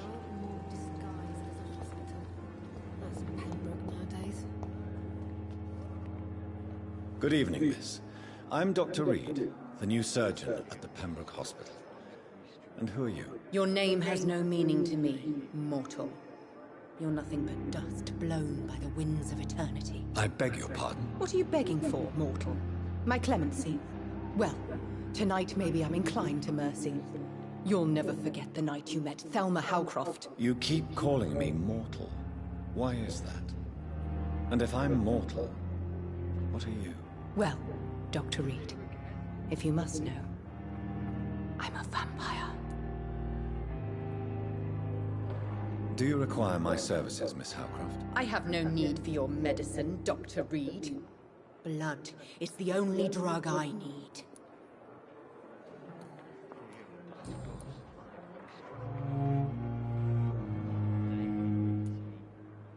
And why do you believe you're a vampire? I don't need to believe anything. It is what I am. It is what I feel within this hollow shell of flesh. I see. Have you ever heard of Cotard syndrome, Miss Howcroft? Never. It's a mental illness discovered by a French neurologist named Jules Cotard. The affected patients are delusional. They believe that they are putrefying, that they are dead, a ghost or a ghoul. Or in your case, a vampire. Delusional, you say? Ugh.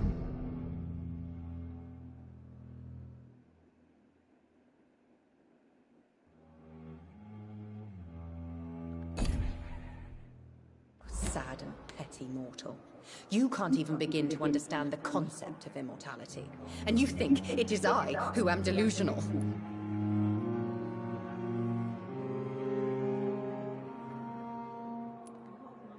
Please.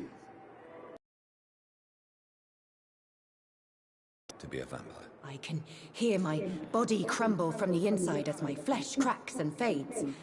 I sense the last pulse of postulant blood within my drying veins. I need new blood. I'm assuming you must be a patient here. Am I right, Miss Howcroft? It's only a cover. To hide from my enemies. I can leave whenever I want. As a woman, a spirit, fog, or bat.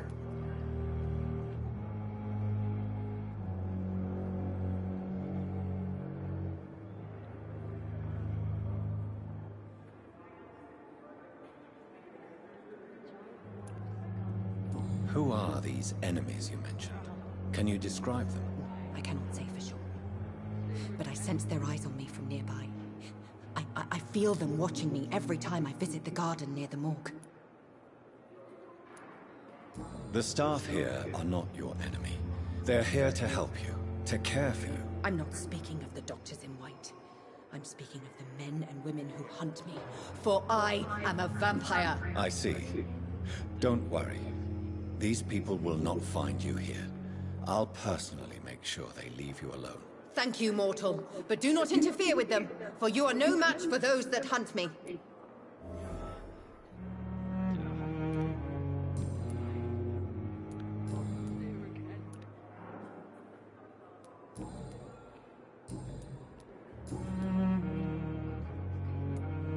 Who are you really, Miss Howcroft?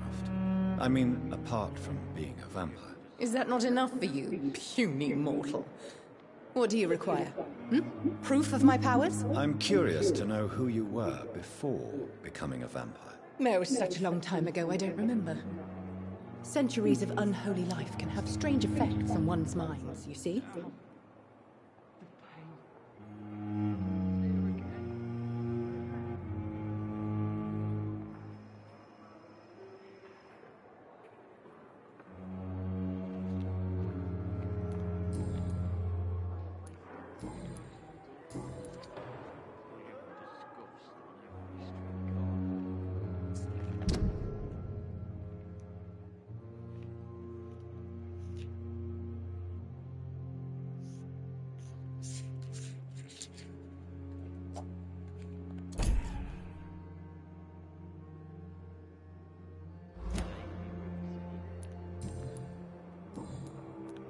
I'll leave you, Mistress of the Dark, to your nocturnal activities. I wish I could be sick again. And what my blood boil with the fever.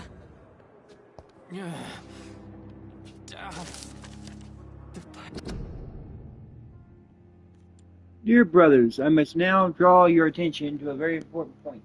The use of garlic as protection against vampires. Let's be crystal clear on the subject. Garlic will never protect you against those creatures, no matter how fresh, how strong, and how smelly garlic is. Totally useless as a defense. I can never say enough how damaging that novel of Bram Stoker has been. Yes, of course, population of Slavic countries place garlic cloves in coffins. Yes, of course, inhabitants of Satorian Island hang garlic on their windows. There be so much to write about this place, and someday soon. I hope to go back to this island to further explore its occult tradition. But that is not to protect the living from the devil. It is to tell the dead, that they are unaware of the malevolent. It is a symbol of nothing more and nothing less. So please, by all means, yes, wear garlic, show garlic, hang garlic, tell shadows that you are not afraid. But if you are looking for supernatural protection, you will have to search much deeper into the forgotten secrets of the occult tradition, for here is the truth. My fellow brothers, garlic does not repel vampires, but all the flesh plants will hurt them, as if their body could not stand upon the botanical elements. I have seen the enraged wolf flee from when whacked with a rose. Yes, except for rose. I have witnessed a violent econ fall down dead from when stuck by a witch's stake. I don't know why it is so effective, and I would give my left arm to find the answer to that mystery, but the truth remains nevertheless vampires very sensitive, fresh herbs, plants, and wood. And we got that one. Perfect. It's there again. Very good. Time has lost its effect on me, but the suffering continues. I have wasted too much energy for so little result. Good evening, sir. Can I help you? Unless you're here to fix my face. No. I don't think you can help me. I'm Dr. Reed. I've recently taken the position of head surgeon here. War injuries, am I right? You guessed right, Doctor. German shell took my pretty little mug right off. But they still call me Thomas Elwood.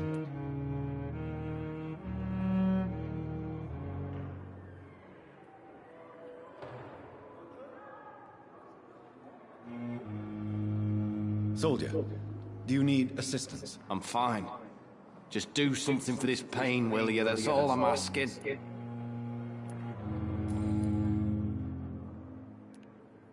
How is your stay with us, Mr. Elwood? Oh, it's bliss. I just escaped death in the trenches to be surrounded again by the moans of the dying. Can I ask you precisely why you're a patient here? It's the pain, sir. The drugs don't work. It just hurts under the scars, if you get my drift. Can I do anything for your pain? Nurses gave me a bunch of pills. No effect. Told you. It's like the flames are under my skin, burning away. Who is treating you? Is someone in particular looking after your case? Nobody since the old and tired doctor spoke to me. Started to think I was forgotten about.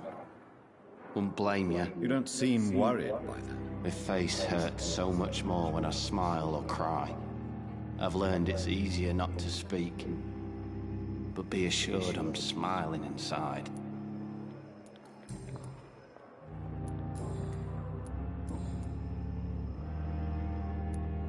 Where were you stationed, sir?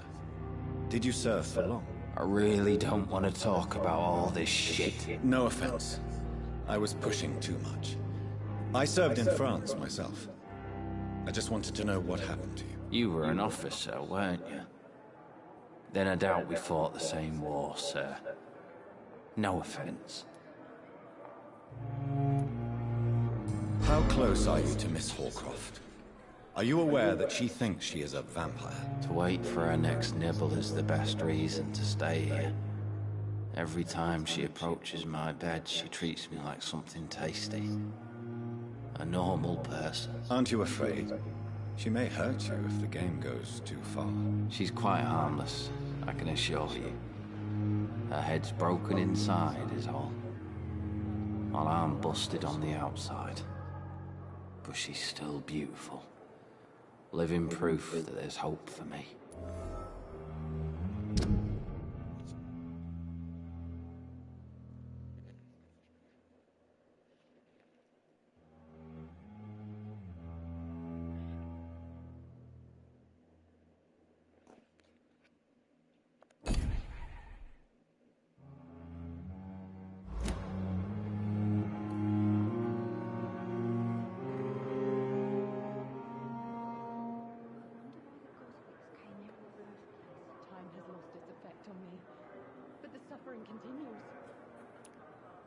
So do you let her bite you? You know that's not sanitary. And why not? She's only supping a few drops of my blood. And the pain, it's real for once. She could decide to bite less willing patients. Then it's another good reason for me to stay here, Doctor. You do realize she's mentally disturbed. It's called the Cotard syndrome. She truly believes she's a vampire. In her madness, she never refers to my scars. And frankly, if I could, I'd join her world. It seems much more fun than the real one.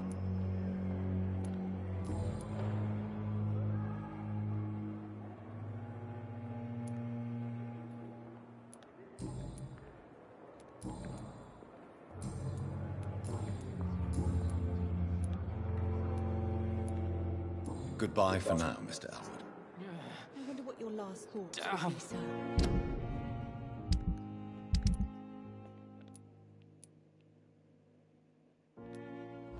The pain. It's here again.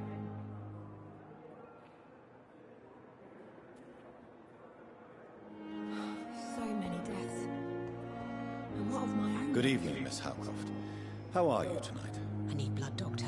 Warm, rich, vibrant blood.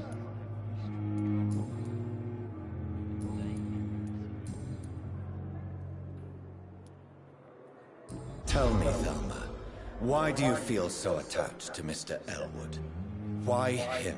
I'm not sure, Doctor. I think we have a bond of some sort. We've both suffered so much. He's the only mortal I find interesting.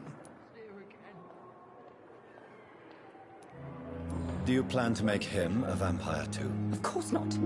How could I inflict my curse on anybody else? I'm not that cruel, Doctor. Would you say you and Mr. Elwood are romantically involved? No. No, Thomas is a delicate soul.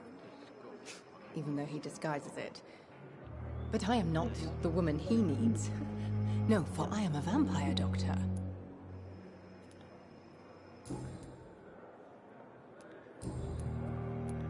I'll leave you, Mistress of the Dark, to your nocturnal activities. I wish I could be sick again. Not feel my blood boil with the fever. Down. The pain. It's here again.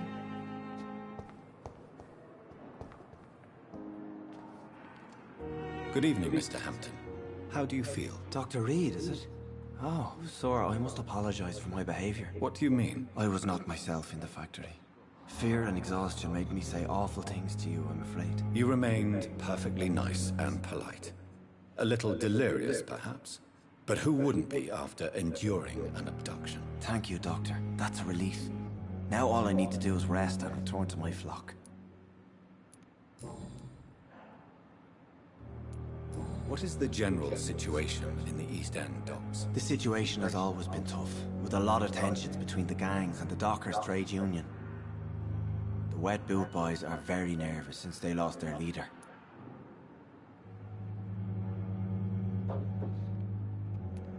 Has the gang been threatening you? Ah, no. I've had this nickname for so long. You know, the sad saint of the East End. No one dares to bug a saint. Not even criminals. Who leads the gang now? Since Clay Cox went missing, it's his wife Edwina who runs the show, with the assistance of her minion, Booth Digby.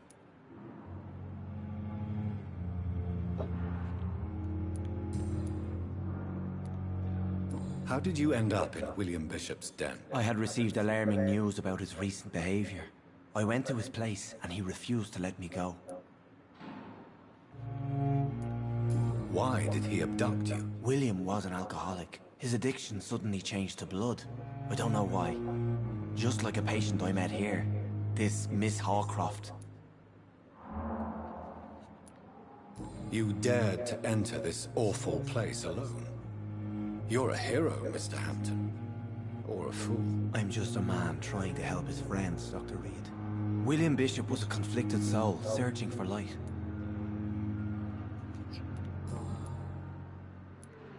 Do you know Tom Watts, the bartender from the Turtle? I met him before I found you in the canning factory. Tom? Yes, of course. Always the helping hand, good old Tom. Without men like him, corruption and despair would have wiped out the East End long ago. People are still in despair. How could it be otherwise? The authorities have left us all to rot in this contagious nightmare. No drugs, no advice, nothing. It's a damn shame. Who should I avoid in this part of town, then? Any particularly evil figures? Not really. Most men and women are just doing their best. And it's not my habit to speak ill of people I know, Doctor.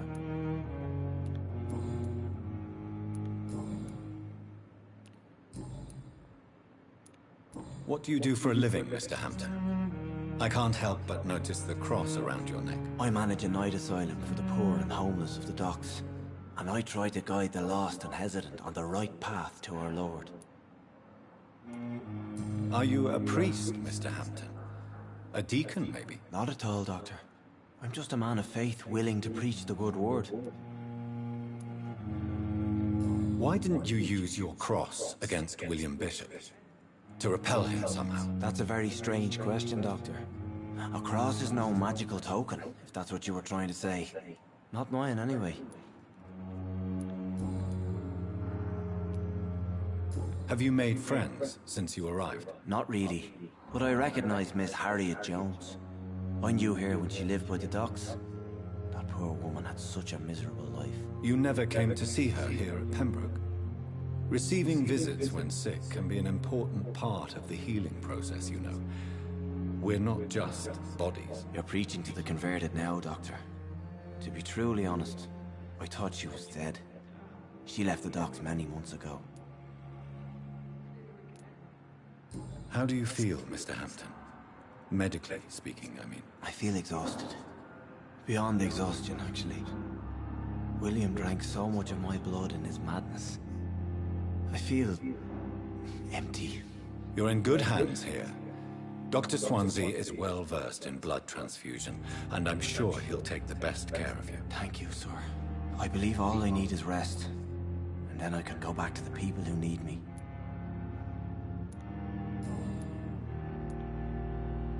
Goodbye, Mr. Hampton.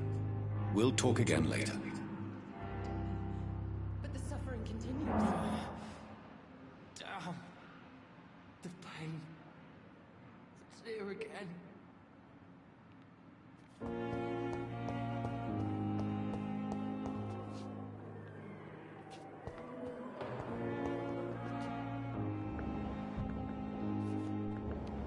I have wasted too much energy for so little result.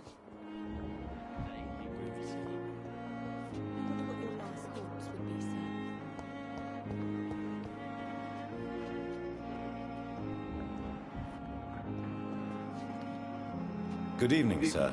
I'm Dr. Reed. I believe we're going to be colleagues. Reed? Yes, I've been informed about your arrival. I'm Waverly Ackroyd. Welcome aboard, I suppose. Does my arrival inconvenience you in some way, Dr. Ackroyd? Let us just say that I don't particularly share Dr. Swansea's enthusiasm for hiring you. What we need here are reliable professionals, not overrated dabblers. Do you need my assistance? Not at all. I'm sure that you are used to gaining people's trust with your impressive skills. Well, it will not be the case with me.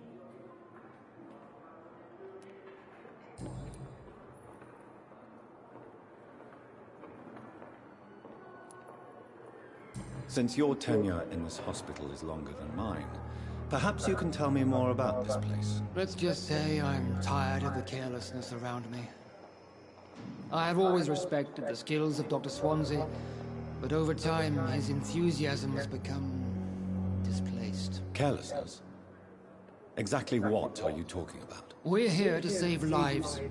The people who trust us are not volunteering for experimentation. They're here to be healed. I don't intend to run any radical experiments, Doctor.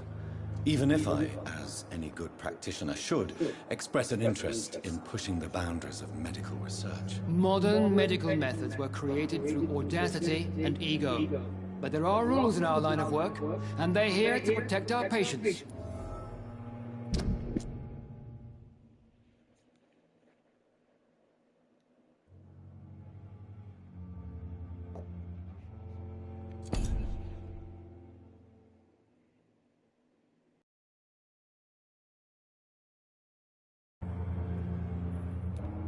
If you have a problem with me, Dr. Ackroyd, please feel free to tell me. Dr. Swansea has imposed your presence on this hospital without asking anyone's advice.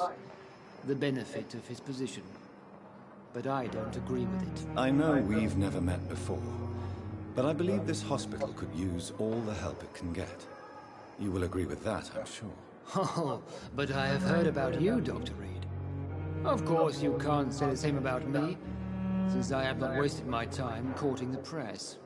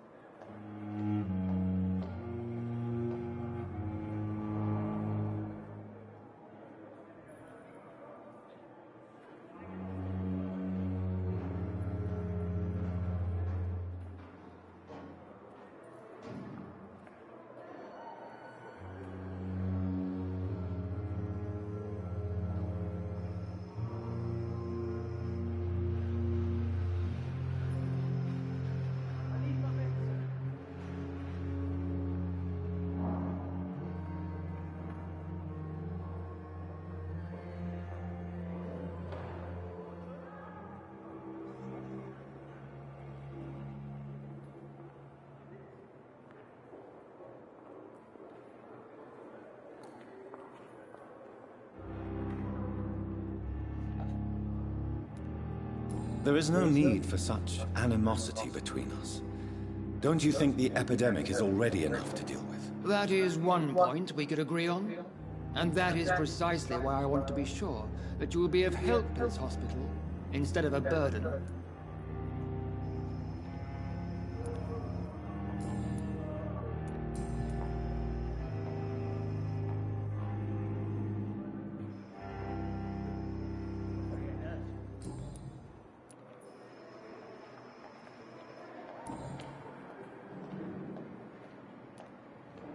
I don't know what you've heard about me, but I have already proved my value as a practitioner. I don't question your skills, Dr. Reed, but your motive. Is it money, fame, or are you truly dedicated? And what exactly is that supposed to mean? I served in the war just like you. But unlike you, I did not use the wounded to play the modern sorcerer. Be careful what you insinuate, Dr. Ackroyd. I only want you to admit you used those men to improve your theories.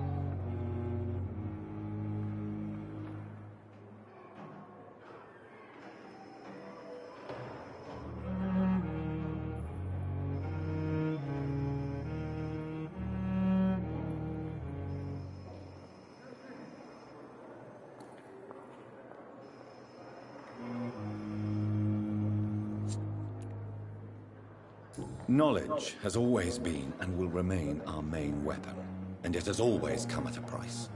And personal initiative. It is not a question of initiative, it is a question of integrity. These men and women have put their faith in us, Dr. Reed. It seems you have bad memories of your military service. I refuse to see this industrial slaughter as scientific progress. War only reveals the worst in men. We can at least agree on something, Dr. Ackroyd.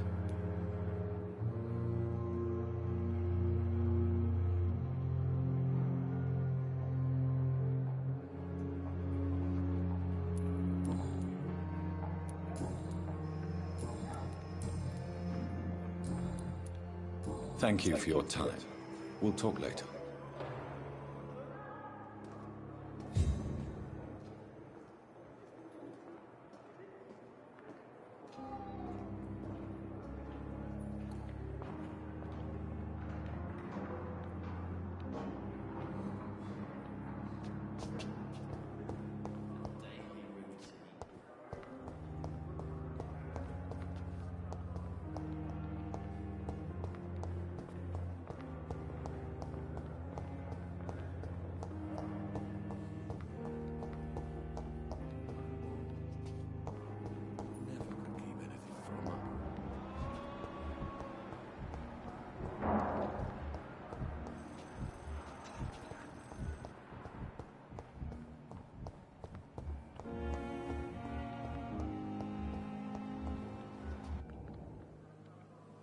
Good evening, nurse. Good evening, Doctor. I don't think we've been introduced yet. My name is Pippa Hawkins. And I'm Dr. Jonathan Reed.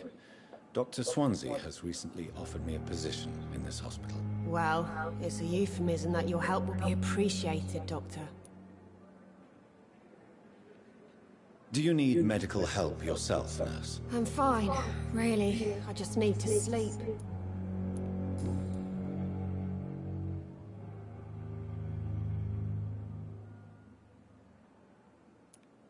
How would you describe the situation at Pembroke Hospital? It's serious. The flu is wreaking havoc amongst the staff and patients. We are running out of everything. You must get a hold of yourself, nurse. Sorry, I'm exhausted. No one has any idea when this epidemic will be over. Nurse Hawkins, the Spanish flu won't last forever. Even the Black Plague didn't kill everyone. I wish I could believe you. But what if this epidemic was worse? What if in the end, nobody was spared?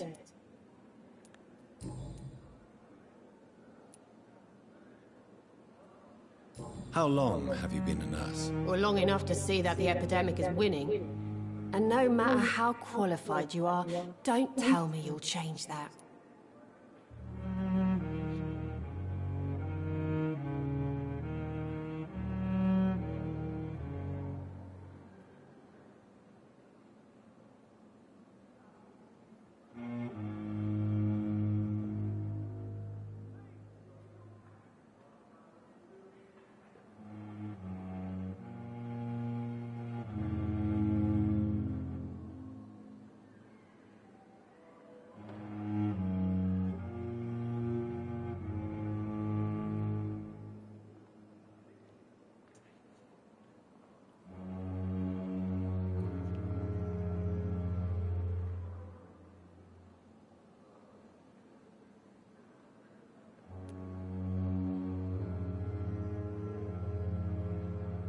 You're right.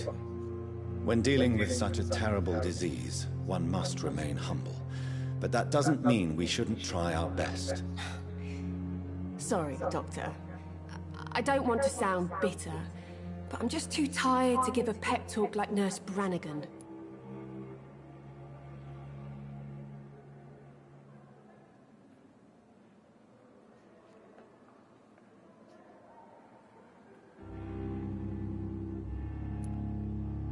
Pepper, I know you're very close to Milton Hooks. Yes? Milton Hooks is my man.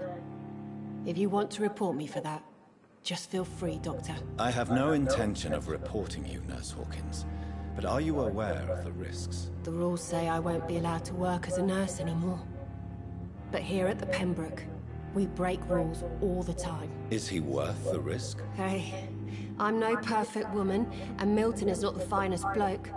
But we do our best to get by. That's all any of us can hope for nowadays.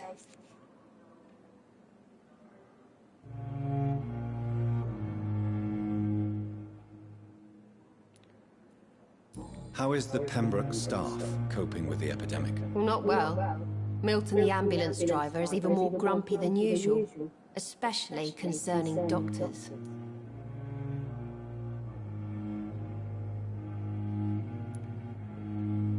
Why is Milton grumpy on a daily basis? Is it just an act? Milton's not the kind of man who's bothered about a bad reputation, whether he deserved it or not.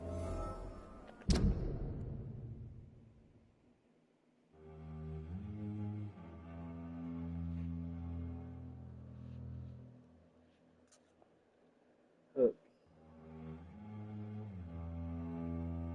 Done.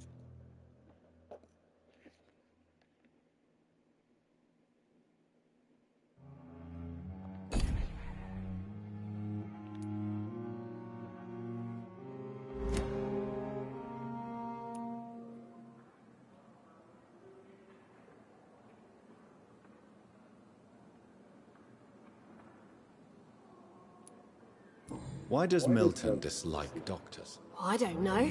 Just ask him. But be warned, Milton is not the chatty type.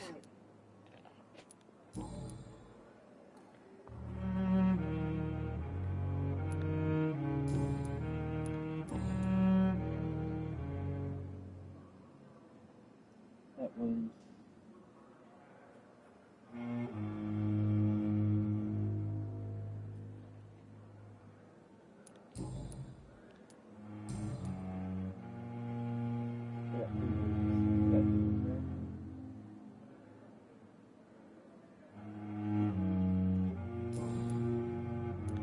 Goodbye, Nurse Hawkins.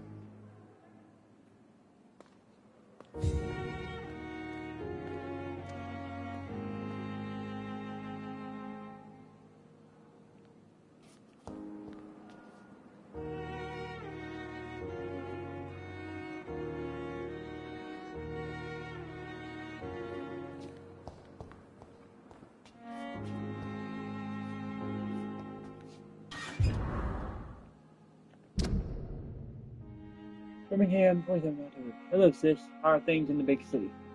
Here in Brum, things are not so good. It seems the flu is here again, and we have many new cases of infection in the neighborhood. Do you remember Miss Shelley, the old drinking hag from 3rd floor? She passed away 2 days ago. Our flat's already occupied again. Geez, you would have paid me a huge amount of money to go sleep in the bed in which one died of the flu just a few hours ago. Sorry I did not take time to quickly answer your last letter. Between taking care of little Paul, Mom, Dad, and my job at the factory, I really find time to write to my favorite sister. By the way, my son says hello to his auntie, Pippa. She's a little bugger already driving me mad. And Mom says you bring back some of those marvelous cakes next time you come back home. Last night you told me you thought about quitting and jumping into a hospital. I tell you, Pip, you better think twice. You always jobs at the factory, but wages are shit, and it's as boring as a day without a snack. Oh, I have a new fiance, and no, I'm no slut, you more bitch, you. So if you really want to quit and do something more useful than counting the dead every morning, maybe you better stay in London and join that band you told me about, the Guard of Heaven or something like that. Never heard of them, but if they are, like you said, some sort of civil militia trying to make a difference, then maybe it's a good choice for you. So that the others aren't go in front. That's how my poor Billy got killed in France, by leading too many patrols. Bloody war. Anyway, come back as soon as you can and give me all the good news for that. I'm your affectionate sister, Lucy, Paul, Mom, and Dad.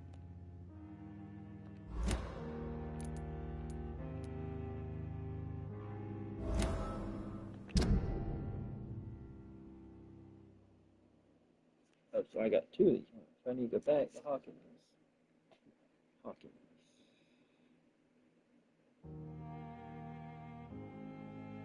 Four right there.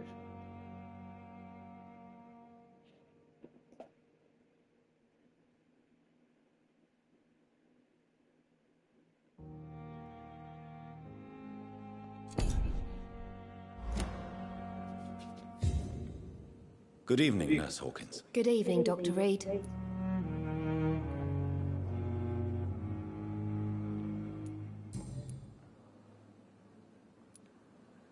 Pepper, are you sure you want to leave this hospital? To become a nurse was a little girl's dream.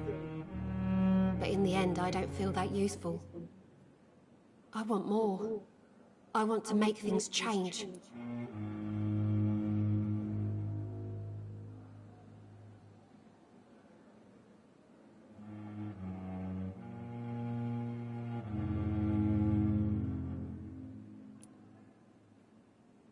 But you're doing something important here. For all the patients who need your help. We save lives, sure. Each time we send a cured patient home, it's a relief beyond words. but since the epidemic, I feel so powerless. I'm on 3 or 4.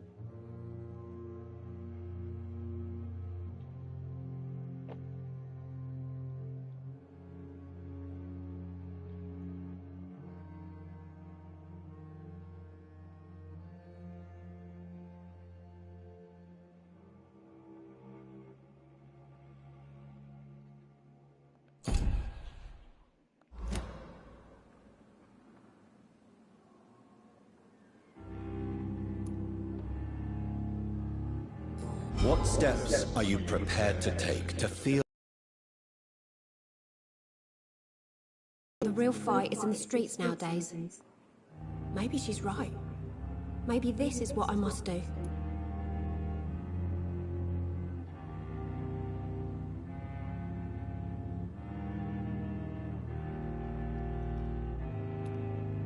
And what about Milton Hooks?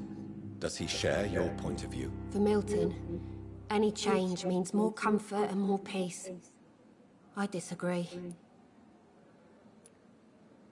If you feel that saving lives is not useful enough, perhaps it means that you've lost faith. On the contrary, my faith has never been stronger. Maybe we are all just too proud to face up to the fact that science cannot compete with God.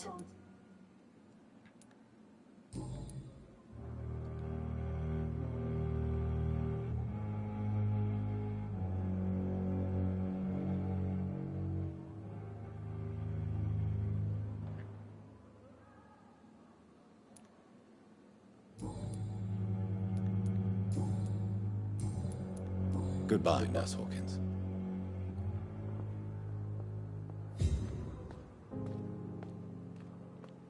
Now I gotta go and talk to Milton. Milton, let me tell you, your girl thinks about quitting. Yeah. There you are, mate. Good evening, Milton. Good evening, Doctor. Still trying to save lives?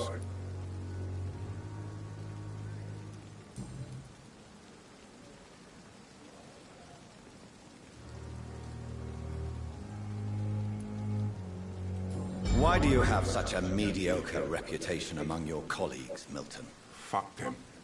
Nobody knows the horrors I've seen since working here. This city was sick long before the epidemic, Dr. Reed. I know it's a difficult task, but correct me if I'm wrong. Is this not the job you are paid to do? I've seen babies left to die while their brothers were properly fed. Underage girls and boys sold to all manner of perverts. I'm sorry, I don't know what to say. Yeah, exactly. We lack words. So excuse me if I don't look on the bright side of life.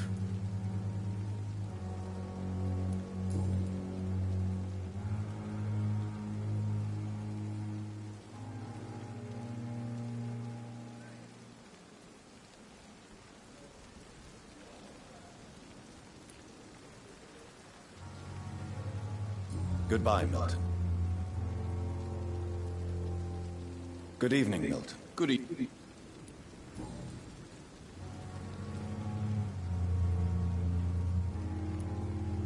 What's going on between you and Nurse Hawkins? Pippa's tired. Tired of all this shit. Tired of all those corpses piling up. She's as depressed as I am.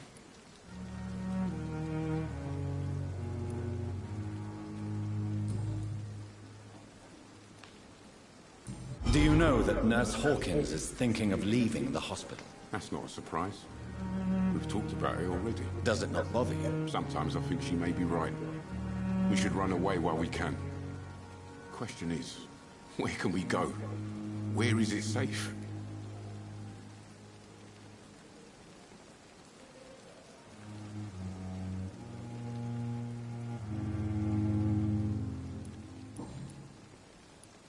Goodbye, Milton.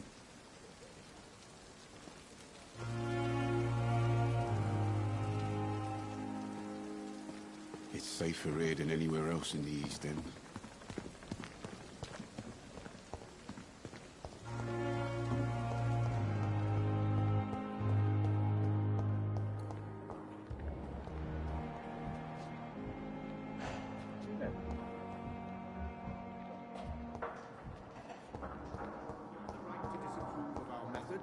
And you will kindly apologize when you're feeling better. Good evening, Doctor. I believe we're going to be working together. Dr. Reed. Dr. Swansea informed us of your arrival, but I could not dare to believe we'd have such good fortune. Such an honor, sir. Thank you. And you are? I am Thoreau Strickland, Dr. Thoreau Strickland. I'm a great admirer of your work, Dr. Reed. Do you need my medical attention, dear colleague? You don't have to worry about me, Dr. Reed. I am here to assist you, not to be a burden.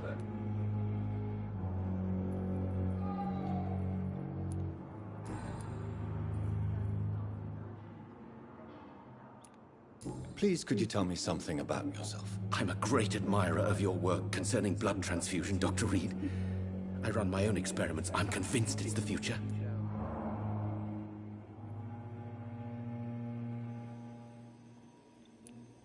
I based my technique on my mentor's research. He helped me perfect my method. What is yours? I'd rather not talk about it. For now, it's just theories and first approach. My process is purely experimental and unsuccessful. As long as you're cautious.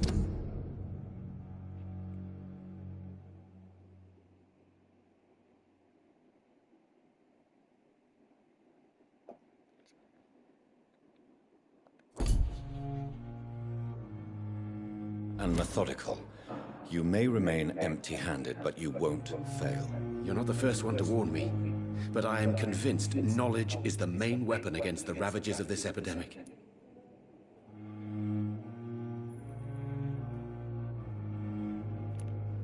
What made you choose to be a doctor? I'm not ashamed to admit you and your work have inspired me. I am honored to have the opportunity to work by your side.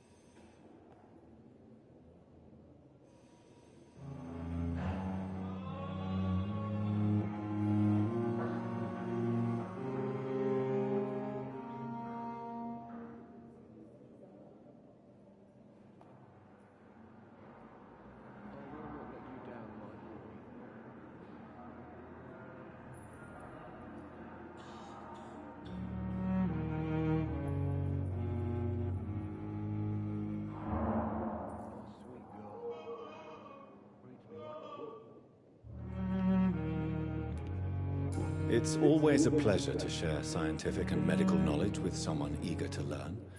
I'll be glad to help you if I can.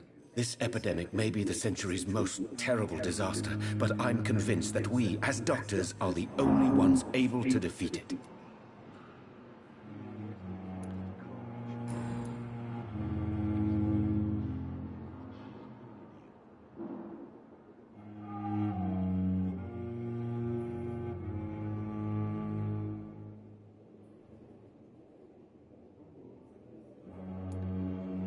What can you tell me about the Pembroke? Well, it has always been an honor to work with Dr. Swansea. But with your arrival, I can't think of a better opportunity to learn about blood transfusion.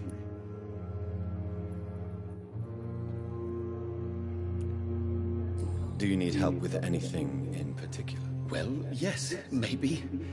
I'm waiting for a batch of products I ordered for my personal research, yet my supplier seems to have vanished. Do you want me to play the errand boy for you? Oh no, Dr. Reed. But if you went personally to his shop, what with your reputation and all, he wouldn't dare to refuse the products I need. I see. Well, give me the address, for I may pass by if I have time. You seem quite optimistic. It's a rare and precious attitude in these difficult times. I'm convinced of endurance and dedication for us men of science. Questions remain about our capacity to resolve the situation. True, true. Last summer, during the first wave of the epidemic, I used to joke with Milton about the extra work. We're not smiling now.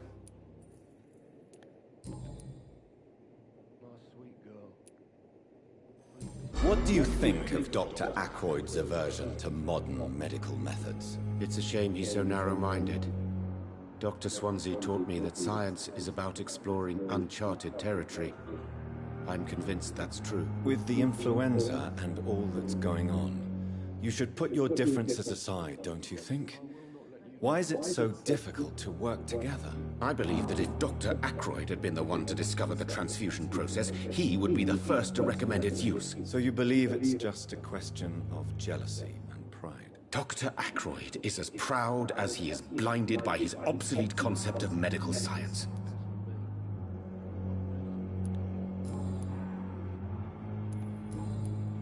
So, got that one done.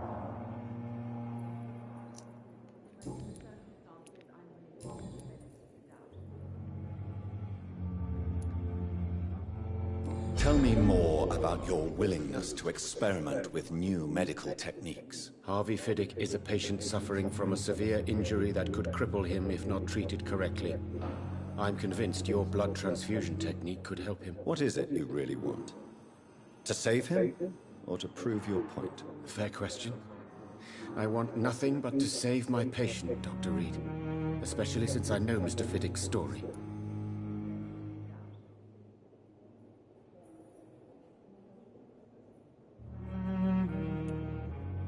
Tell me Mr. Fiddick's story. Our first diagnosis was compromised because Mr. Fiddick lied to us about the real origin of his injury. He first claimed it was an accident. But why would he hide such crucial information from us? Because he is a proud father, ashamed of putting his children at risk because of his own negligence.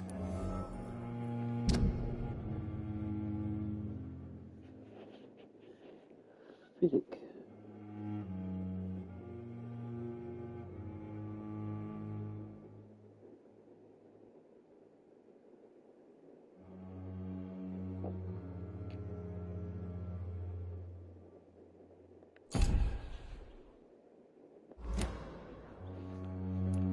This personal involvement could also appear to be a lack of impartiality. You must know that a good surgeon must remain neutral. I agree. But that does not excuse Dr. Ackroyd's behavior. A man who did not even take time to converse with his patient. Do you think keeping his distance was a mistake? All I know is that I'm taking care of human beings with desires, hopes, and fears. Not some biological machine comprised of blood, bones, and flesh. I got 3.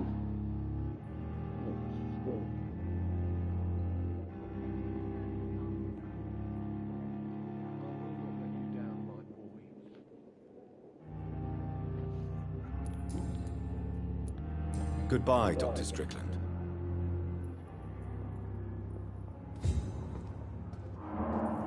Yeah, I need to go find Waverly Ackroyd. Waverly Ackroyd. Waverly Ackroyd, man. I'm quite busy right now, Dr. Reed.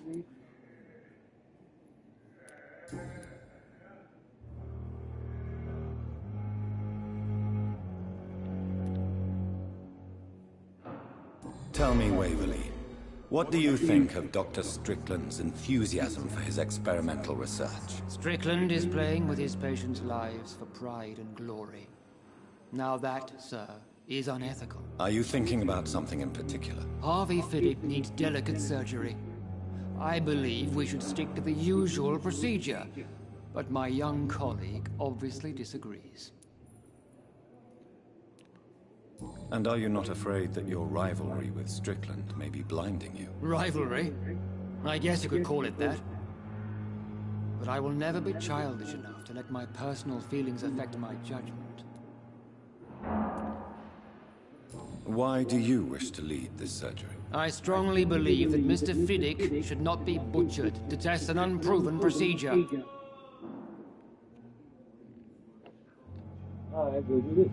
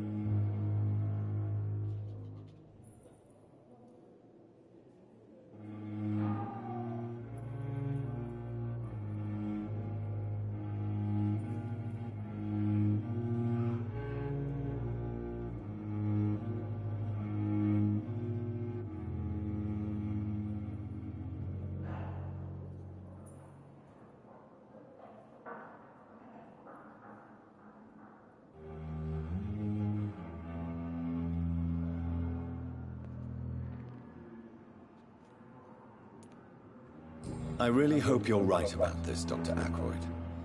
I'm trusting your judgment on this. I'm not the kind of man who runs away from his responsibilities, Dr. Reed. There is no need for you to be looking over my shoulder.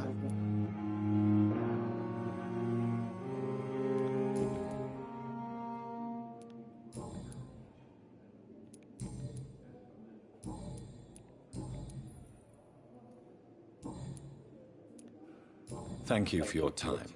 We'll talk later.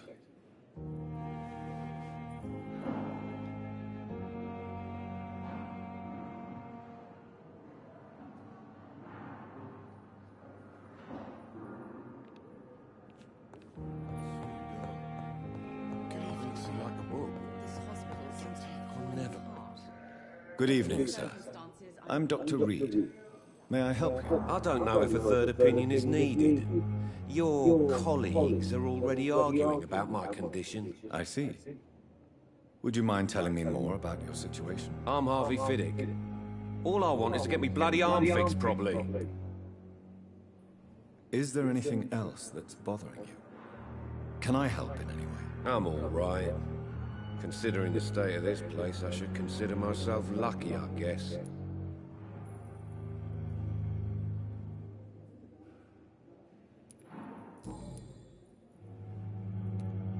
Are you satisfied with your treatment here? Well, it's clear that I've chosen a bad time to be injured.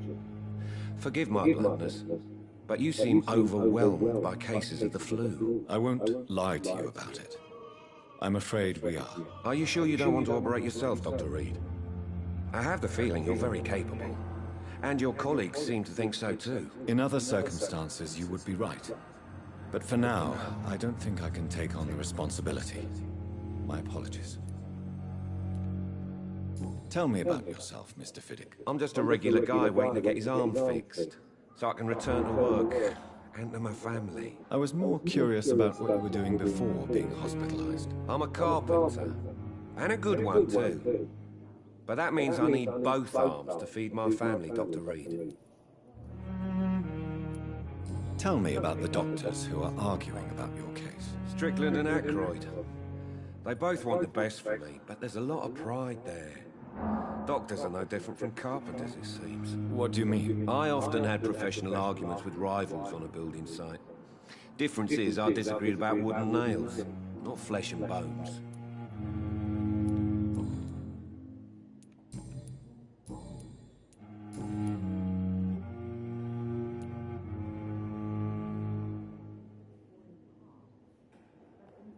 Tell me about your injury, Harvey. Why do you feel so guilty about it? My wife died because of me. And now I may lose everything because I've been careless enough to hurt myself. What an arsehole.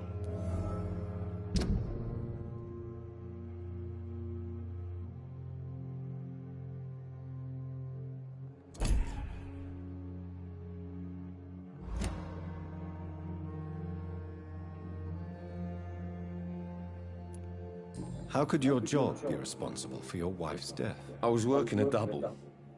She went out to bring me a hot meal and got caught in a German bomb raid. You can't hold yourself responsible for your injury, Mr. Fiddick. Unless you tried to hurt yourself. Of course I didn't hurt myself. But I can't work until my arm is fixed.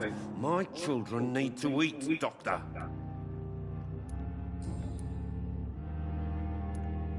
Tell me more about the death of your wife, Harvey. 1915. I was in the army, building workshops for the Royal Flying Corps. Helen was happy I wasn't sent to the front. What happened? The Germans sent Zeppelins to bomb the construction site, but they missed their target. My wife was bringing my dinner when the bombs fell. I'm sorry for your loss. So many died during the bombings. I served in France and witnessed the carnage there. I would like to say that she didn't suffer. Truth is, I have no idea. I just know that I'm all that me kids have. Poor little bleeders. How are your children after losing their mother? They were smaller then. The only good thing about this is my Helen didn't bring them with her that night.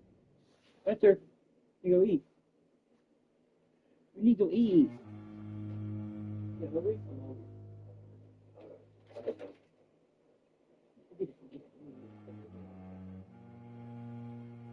Eat. Wait.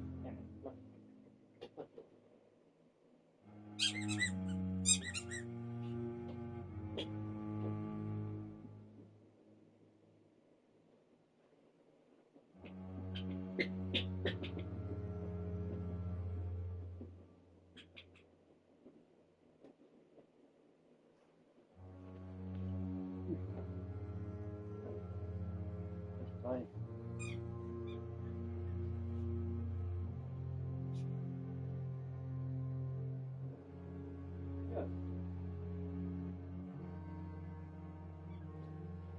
Yeah, you found it. Yeah, you got the toys. You got the toys. It just got lost.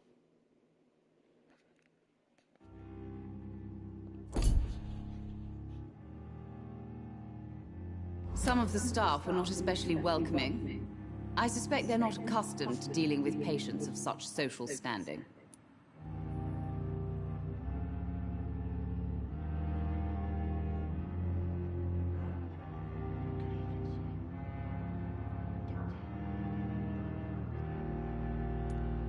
Tell me more about your arrival at the Pembroke Hospital. What gave you such a bad first impression? The ambulance driver was quite rude, for a start.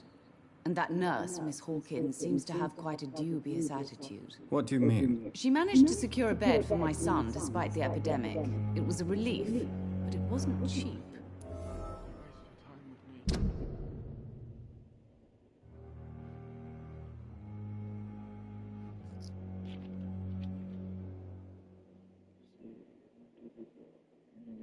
Walking. Right.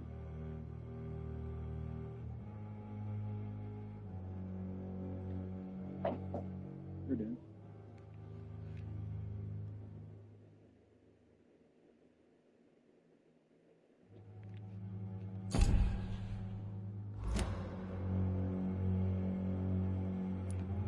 She charged you for a bed? Yes, and I paid without question, considering the urgency of the situation. I share your concern, Mrs. Goswick. Be sure that I'll talk to the people involved. I don't expect compensation, Dr. Reed. But I'm aware such behavior would not be tolerated in other hospitals. Do you require medical attention as well, Mrs. Goswick? I have other concerns right now, Doctor. But I'm fine, thank you.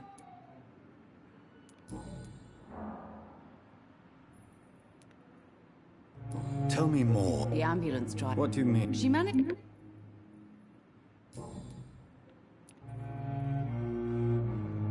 What can you tell me about yourself, Mrs. Goswick? Not much to say.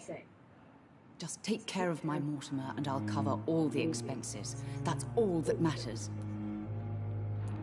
Are you really that rich? Most of the patients here are of a more humble origin, if I may say so. Yes. Thanks to my husband. May he rest in peace. I can cover any needed medical expenses. May I ask if you have an occupation, Mrs. Goswick? I'm a teacher by profession. I teach young women who are more ambitious about their futures than their families.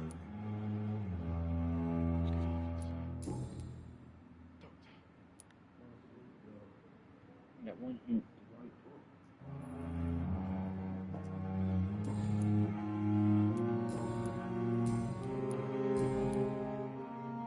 And 4 hints. I'm all right. Don't waste your time with me. Goodbye, Mrs. Goswick. You always knew the words to calm the children, Helen. As for me, I'm a blundering idiot.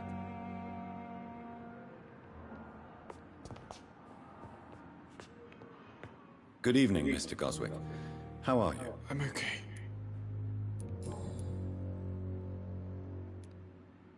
Why did your mother have you hospitalized here?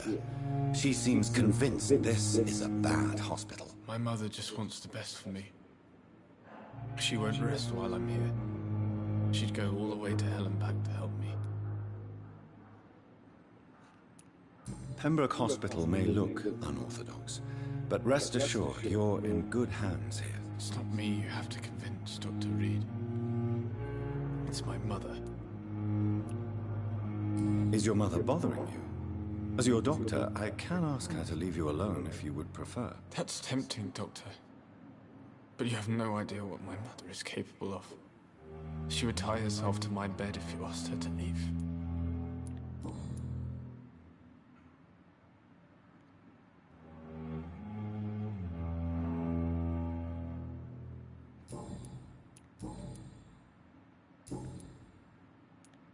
I have to go now, sir. But don't hesitate to contact me if you need any help. I'm alright. Don't waste your time with me. Never could keep anything from her.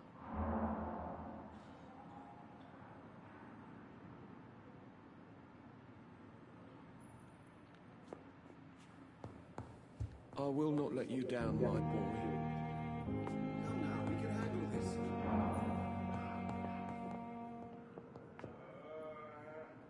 Good evening, sir. Doctor. This hospital seems to be falling apart. But in the circumstances, I'm willing to give you the benefit of the doubt. My sweet girl. Reads me like a book. I never could keep anything from her.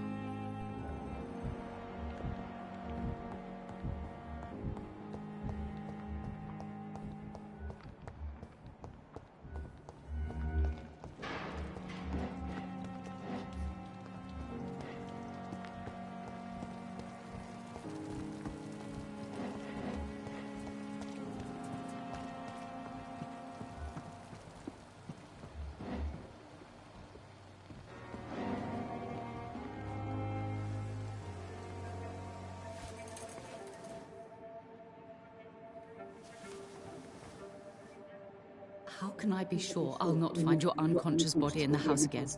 I promise you, you'll not find my unconscious body. For God's sake, how can you say such a thing? How can you refuse to listen? I tried to warn you for so long. No, I won't let my only son die. You promised me you'd stay alive. Your son lied to you, like the whole world lies to us.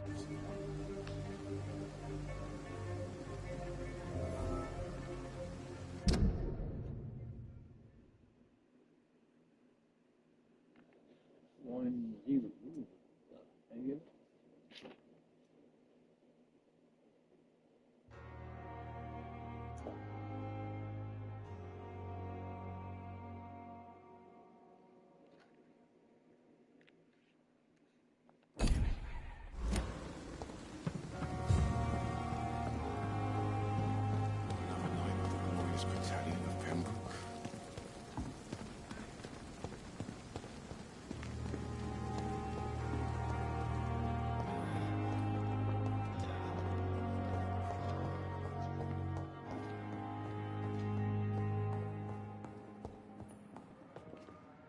Good evening, Mr. Goswick.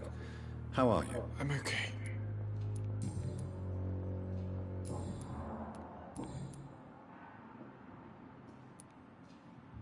Admit it, Mortimer. Your mother had you hospitalized here because you tried to kill yourself. Yes, it's true. All right, then. This is the first time we've really shared information about your case. Shall we call this progress? Call it what you want, Dr. Reed.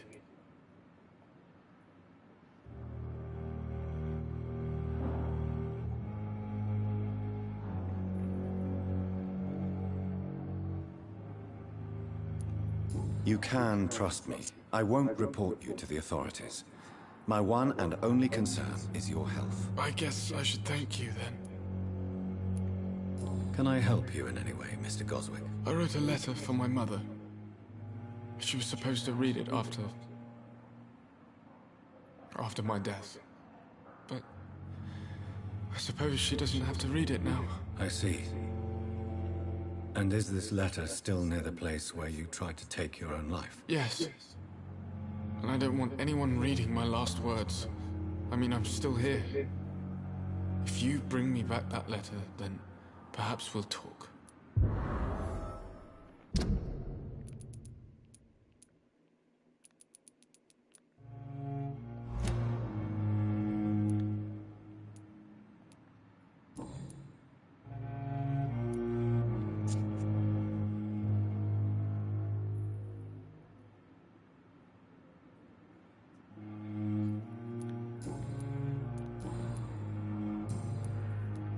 I have to go now, sir. But don't hesitate to contact me if you need any help. I'm alright. Don't waste your time with me. Good evening, Doctor. How is my son doing?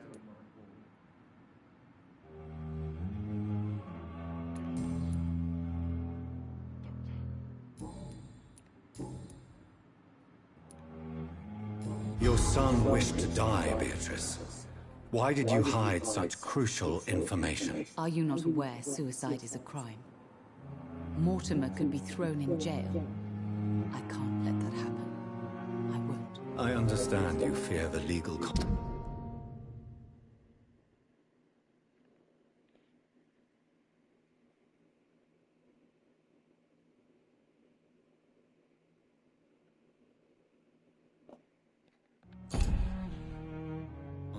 Mrs. Goswick. But don't you realize your silence significantly affects your son's case? All my son needs is help and comprehension. Not judgment and punishment for what he may or may not have done. I'm alright. Don't waste your time with me. Goodbye, Mrs. Goswick.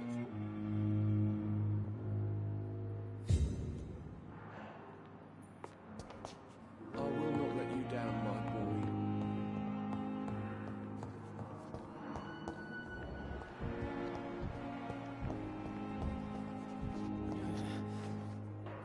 Good evening, Nurse Hawkins. Good evening, Dr. Reed.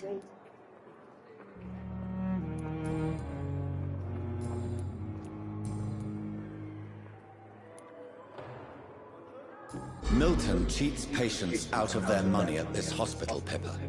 Are you his accomplice? Yes, I am. Is this your definition of being useful? By abusing the sick and poor? No. It is my definition of getting out of this useless life once and for all. Why do you do it? Why not? Most of the sick who paid for a bed are already dead, or will be soon. Don't you see the futility of all this?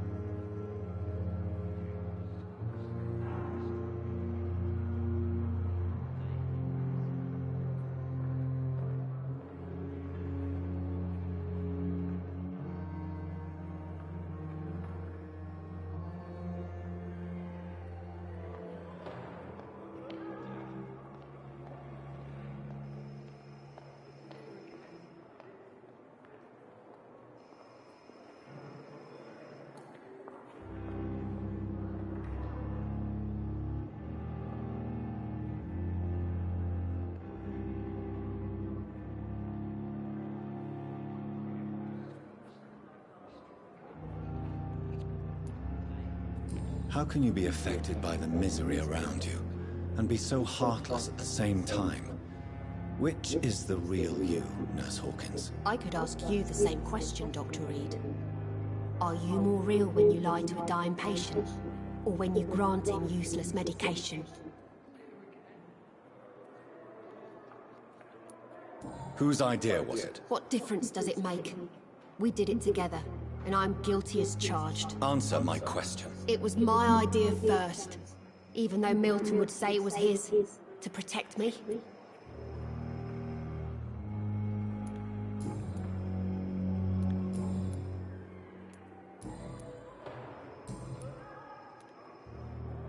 Goodbye, Nurse Hawkins.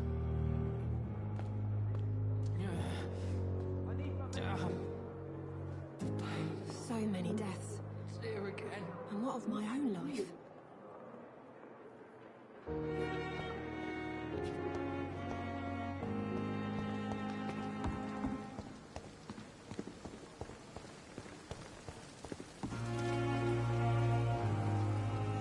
Good evening, Milton.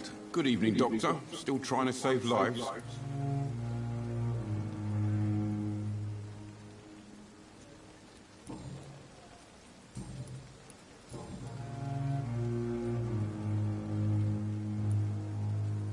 Admit it. Nurse Hawkins is more than your lover. She's also your partner in crime. Of course she is. How else could I tell which bed is free? I need to know that. Have you no shame? Don't you see this city is crumbling down? Today people are ready to pay to get a hospital bed. Tomorrow we may be fighting for food.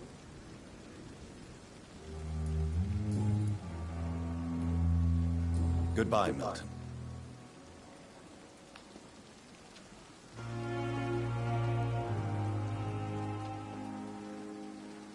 It's safer here than anywhere else in the East End.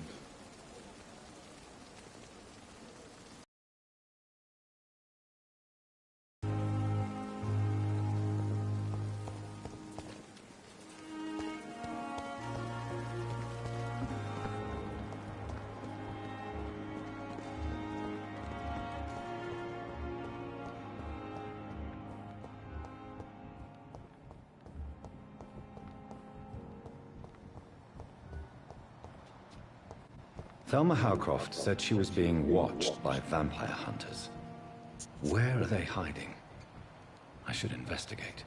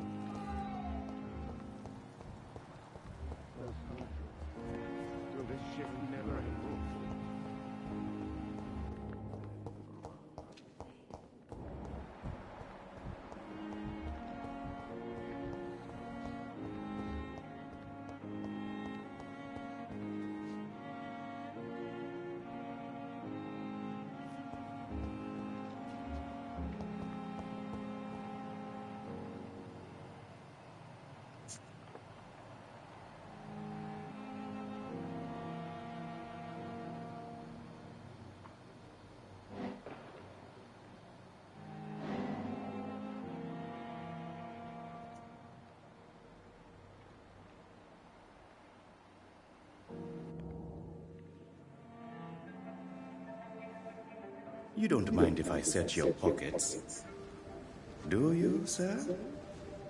You won't need any of these anyway. I'm not stealing from you, mister. I'm only redistributing your belongings to people who need them more than you.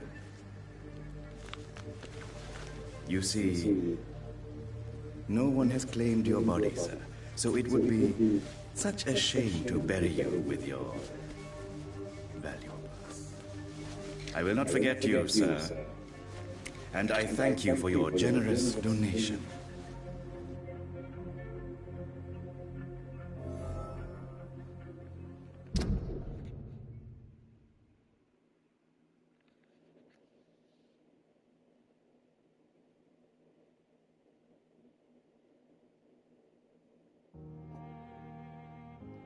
Oh, my back.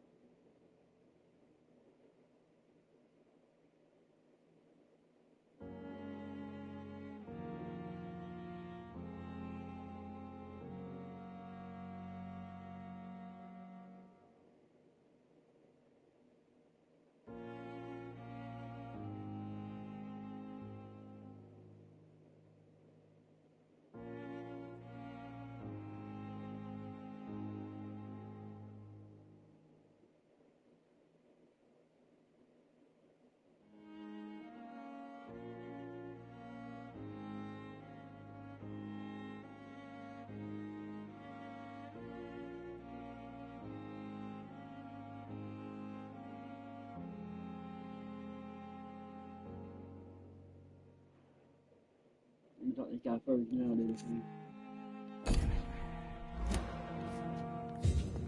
Hey, buddy boy.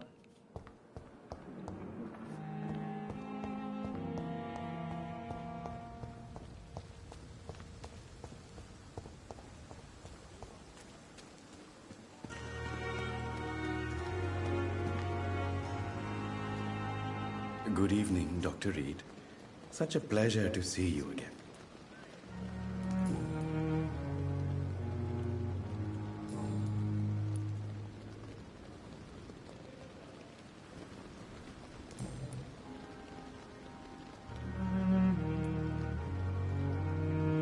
How dare you steal from the dead, Rakesh?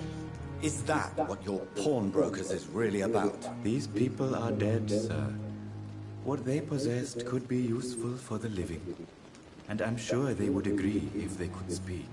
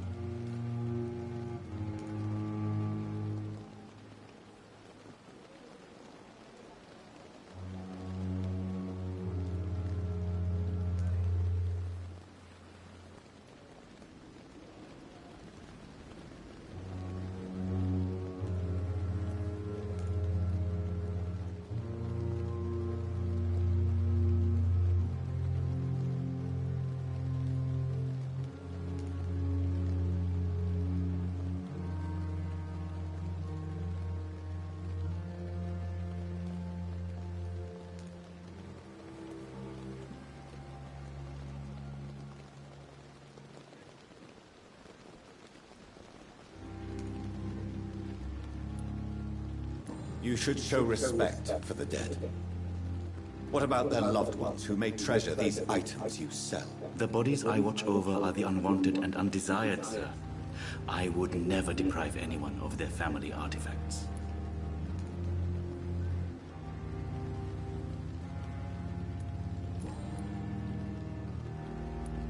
Goodbye, Mr. Chidana.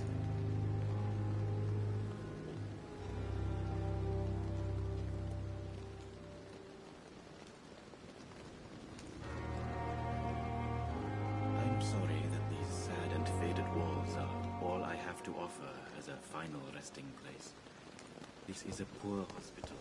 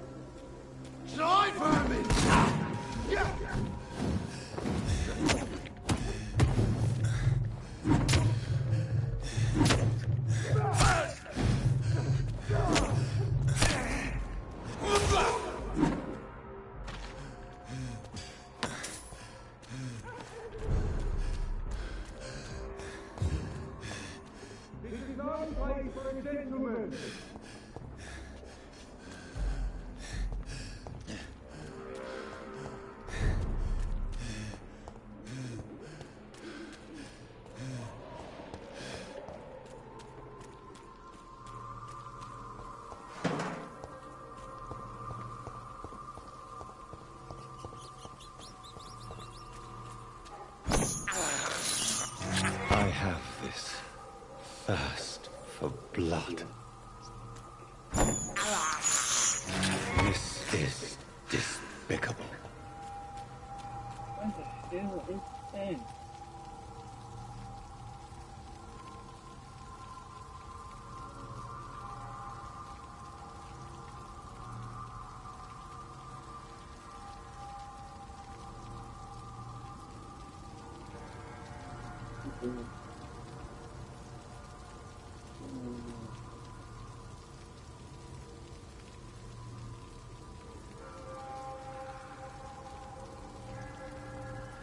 I'm not right gonna do it. I don't know what that's supposed to do.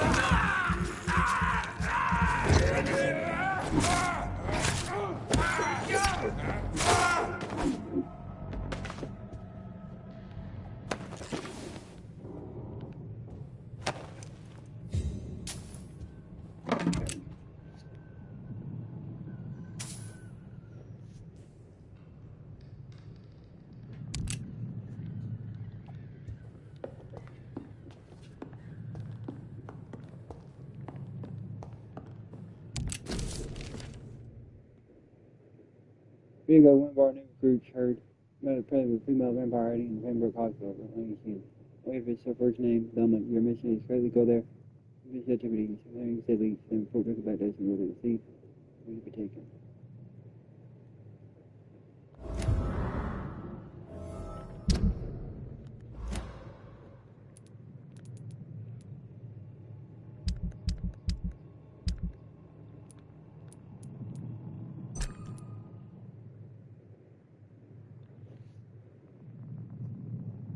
I need to do.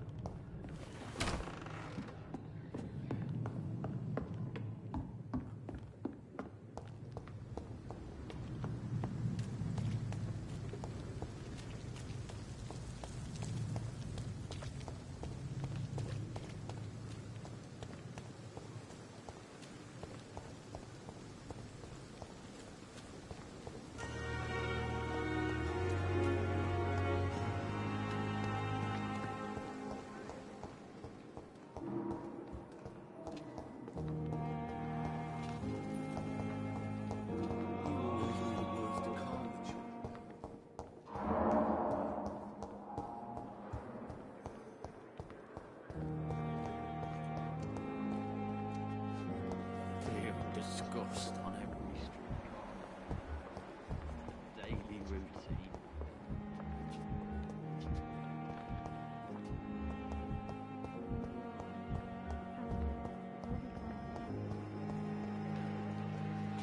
Good evening, Miss Howcroft. How are you tonight? I need blood, Doctor. Warm, rich, vibrant blood.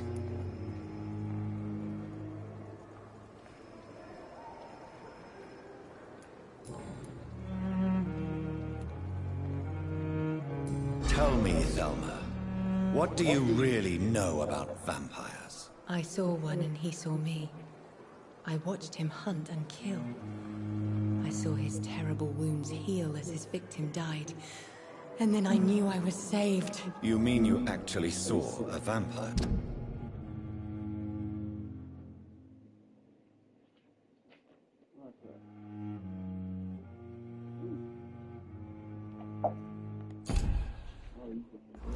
Here in London? Yes, and it has been the answer to my pain. I must drink and kill to regenerate my decaying body. I am a vampire too.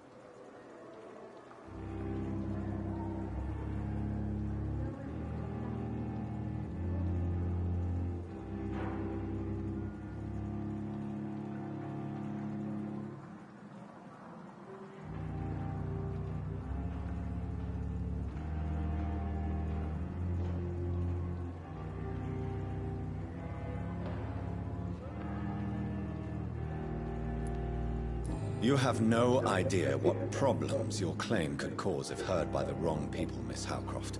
You must stop this nonsense now. Why fear the truth?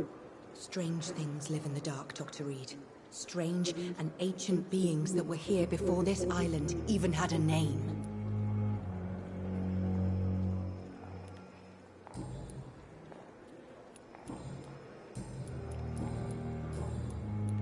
I'll leave you, Mistress of the Dark, to your nocturnal activities.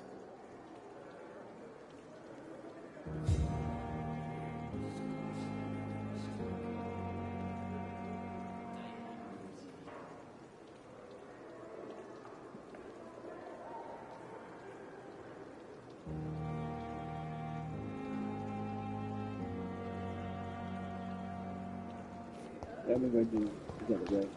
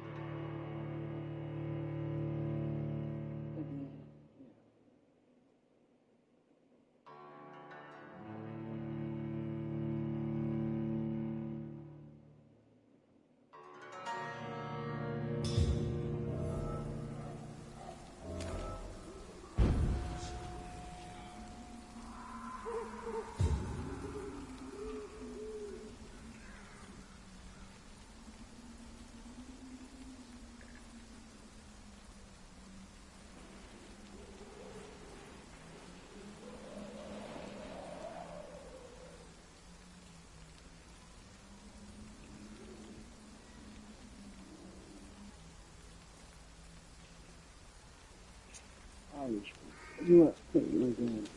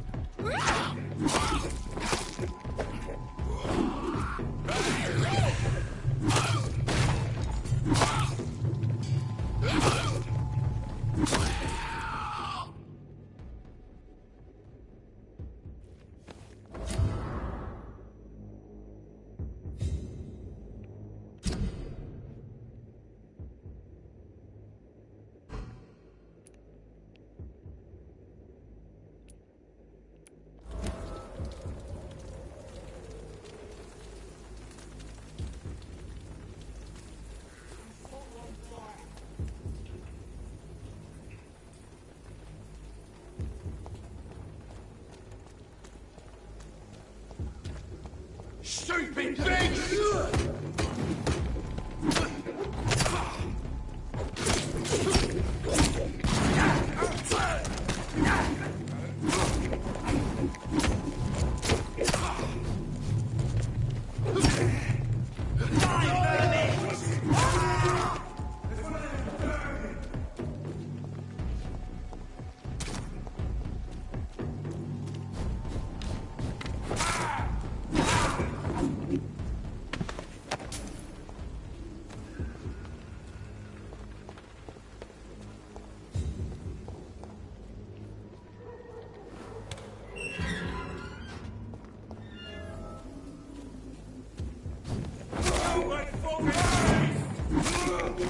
Oh my god!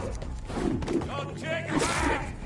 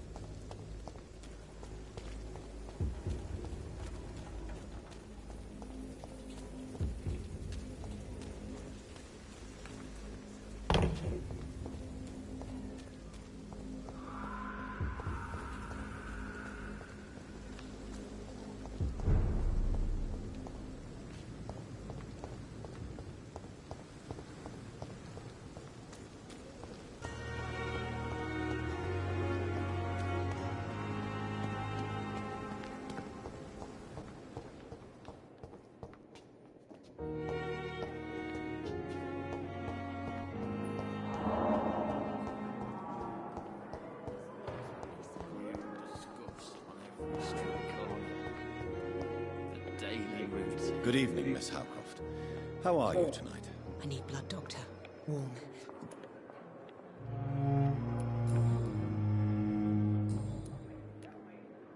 I have made inquiries about the men who were tracking you, Miss Howcroft. I did not expect a mortal to have this sort of courage. Speak, Doctor. Why are they hunting me down?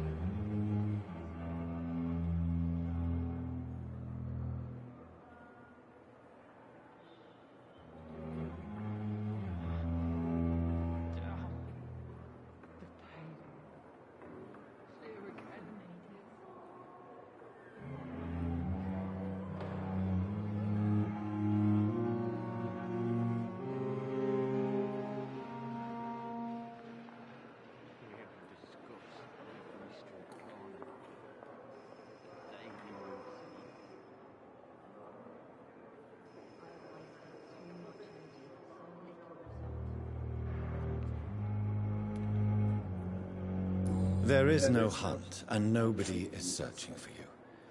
You're no threat to this hospital, and you have my word you are perfectly safe here. Your lies demean you, Doctor. Do you really expect me to lower my guard?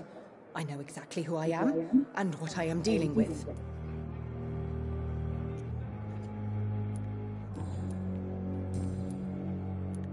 I'll leave you, Mistress of the Dark, to your nocturnal activities. I wish I could be sick again. Daily routine. Feel my blood boil with fever.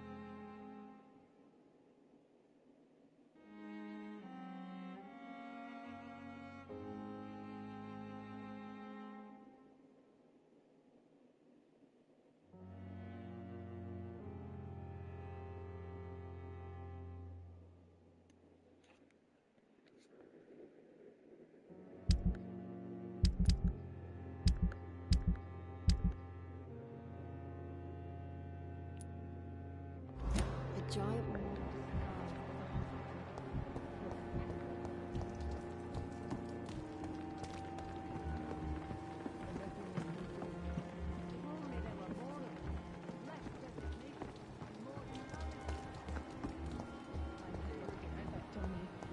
But the suffering continues. So many deaths.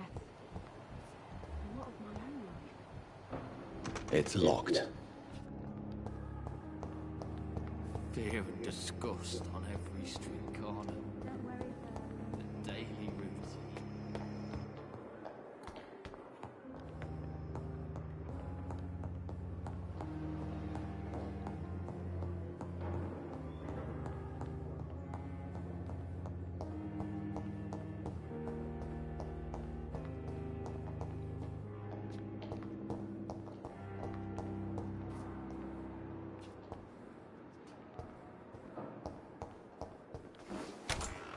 This must be the place. It's definitely away from prying eyes. Relegated to the shadows. A kingdom of my own. At least I won't be sleeping in a coffin.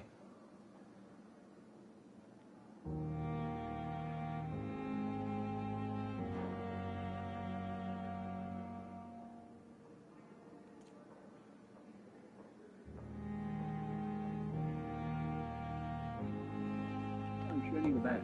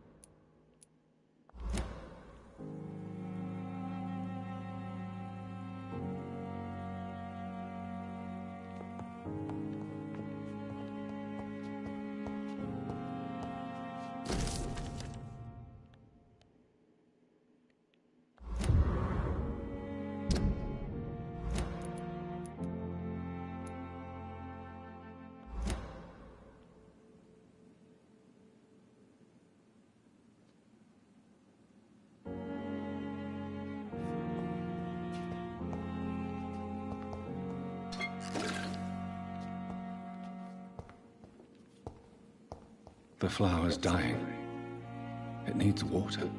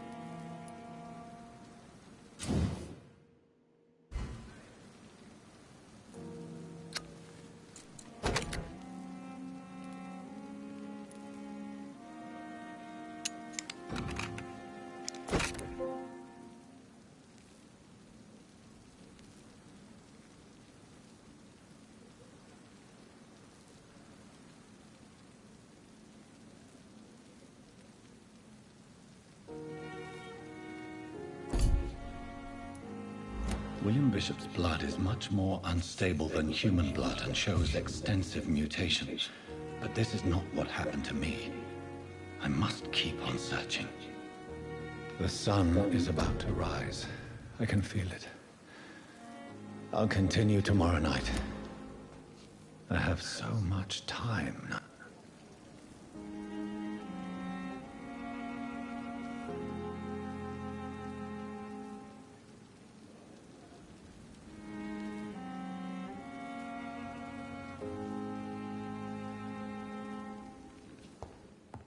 Yeah, let me go do that real quick. Be back. Come to sell wood, come to sell wood.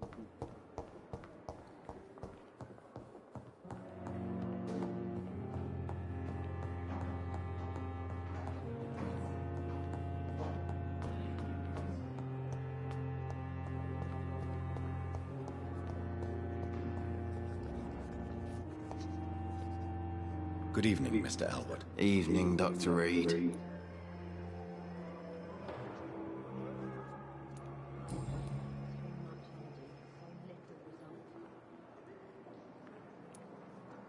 Why do you feel responsible for the injury, Thomas? What really happened? I wasn't disfigured by any German shells. It happened during my leave. It was an accident.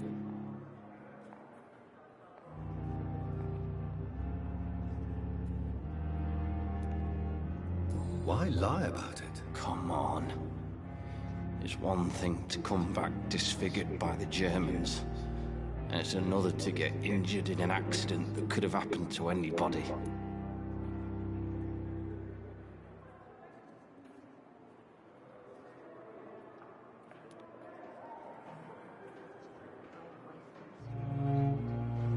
You know you can't hide forever. One day you'll have to face your loved ones. Until that day, you have no chance of real recovery. My friends all died in the trenches. It's shameful enough to be alive with these stupid scars. I don't want my children to see me like this.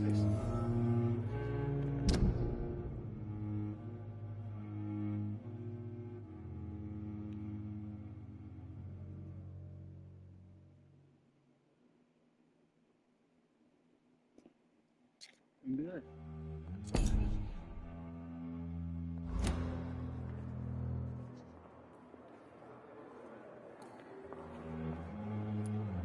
Tell me what really happened then. I went with a whore in Rouen. Dead drunk I was. The hotel was a shithole. There was a fire that night. Did you start the fire? Were you trying to avoid going back to the front? That's not uncommon, you know. No. It's just that I was asleep when the flames reached the room. The girl was long gone. Bitch never woke me up. Left me to burn.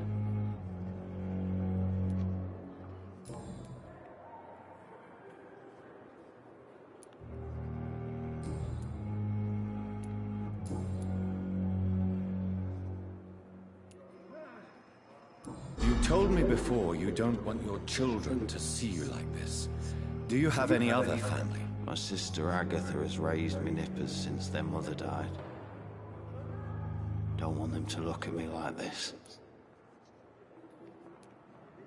How could children despise their father injured in the war? What do you think? They saw me. Once. My poor angels left the room crying. They keep on having nightmares every week, my sister told me. Your sister's not a child. I'm sure she has nothing but respect for a wounded soldier, and you are her brother. You don't know my sister Agatha. She may be young, but she's all discipline and morality. If she ever found out what really happened... She doesn't have to know. She's a sly one, my sister. One day she'll find out the truth and knock 7 bells out of me. Nah. I'm better off here.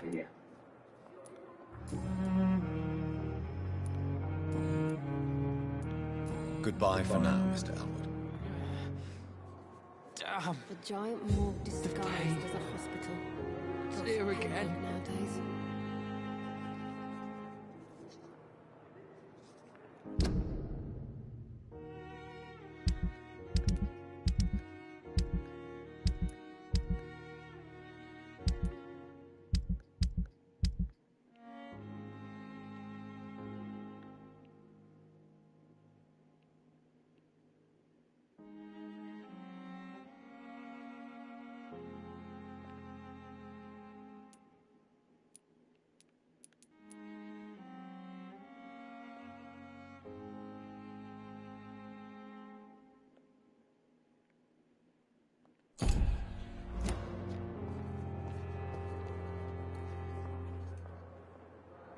No, I need to go back to bed then. Good night everyone, I will see y'all tomorrow.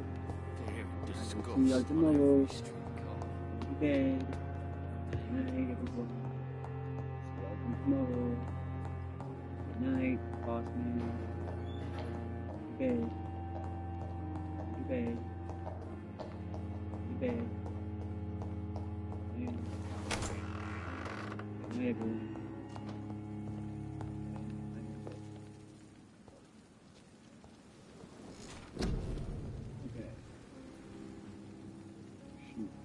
Really the crowd.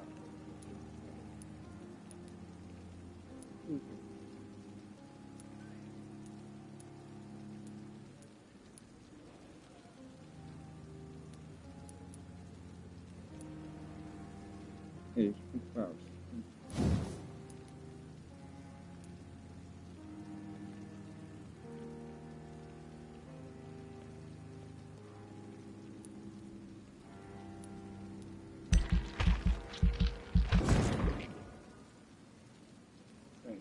Luna, that one,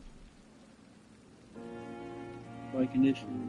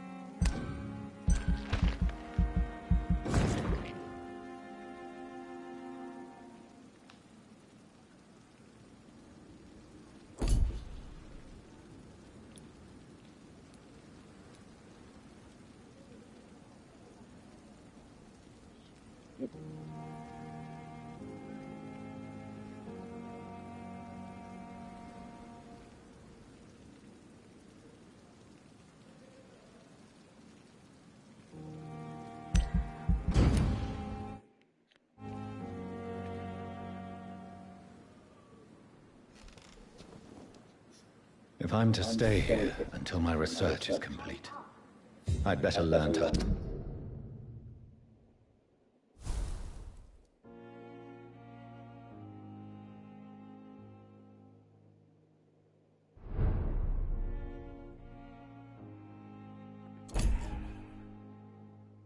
hide my true nature from the mortals.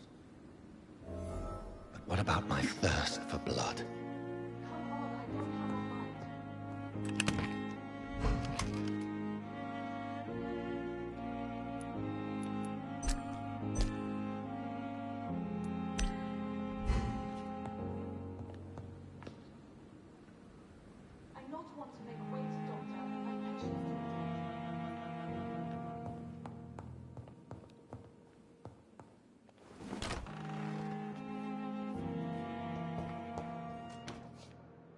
Yes, Nurse Crane? How can I help you? I'm so sorry. I know Dr. Swansea wanted you to rest, but we have somewhat of a crisis. A crisis, you say? Our supply of antiseptics is nearly depleted. I was hoping there was another box up here, but...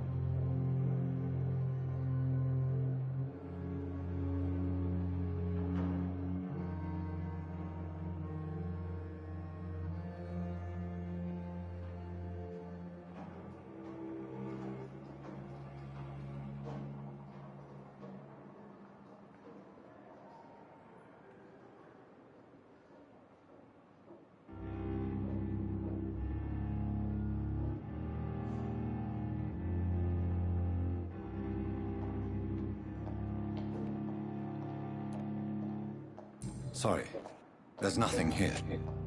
Some of the patients won't last the night without them. Honestly, sir, I'm beside myself. I may have a solution. In France, during the war, drugs shortage was a daily problem, and we had to use our wits to overcome the shortages. However do you mean? If combined correctly, certain household chemical products can be used in a pinch instead. Now, where's the hospital storeroom? The storeroom? Fat chance. This is the Pembroke, and space is luxury we don't have. Everything used to be stored in the old morgue. Perhaps I should look there first. Where is this morgue? It's the large building behind the hospital. You'll need to go in the back door because it's been sealed off for sanitary reasons. Take this key. It opens a small back entrance at the end of a narrow street. The abandoned morgue behind the hospital. A small door at the end of a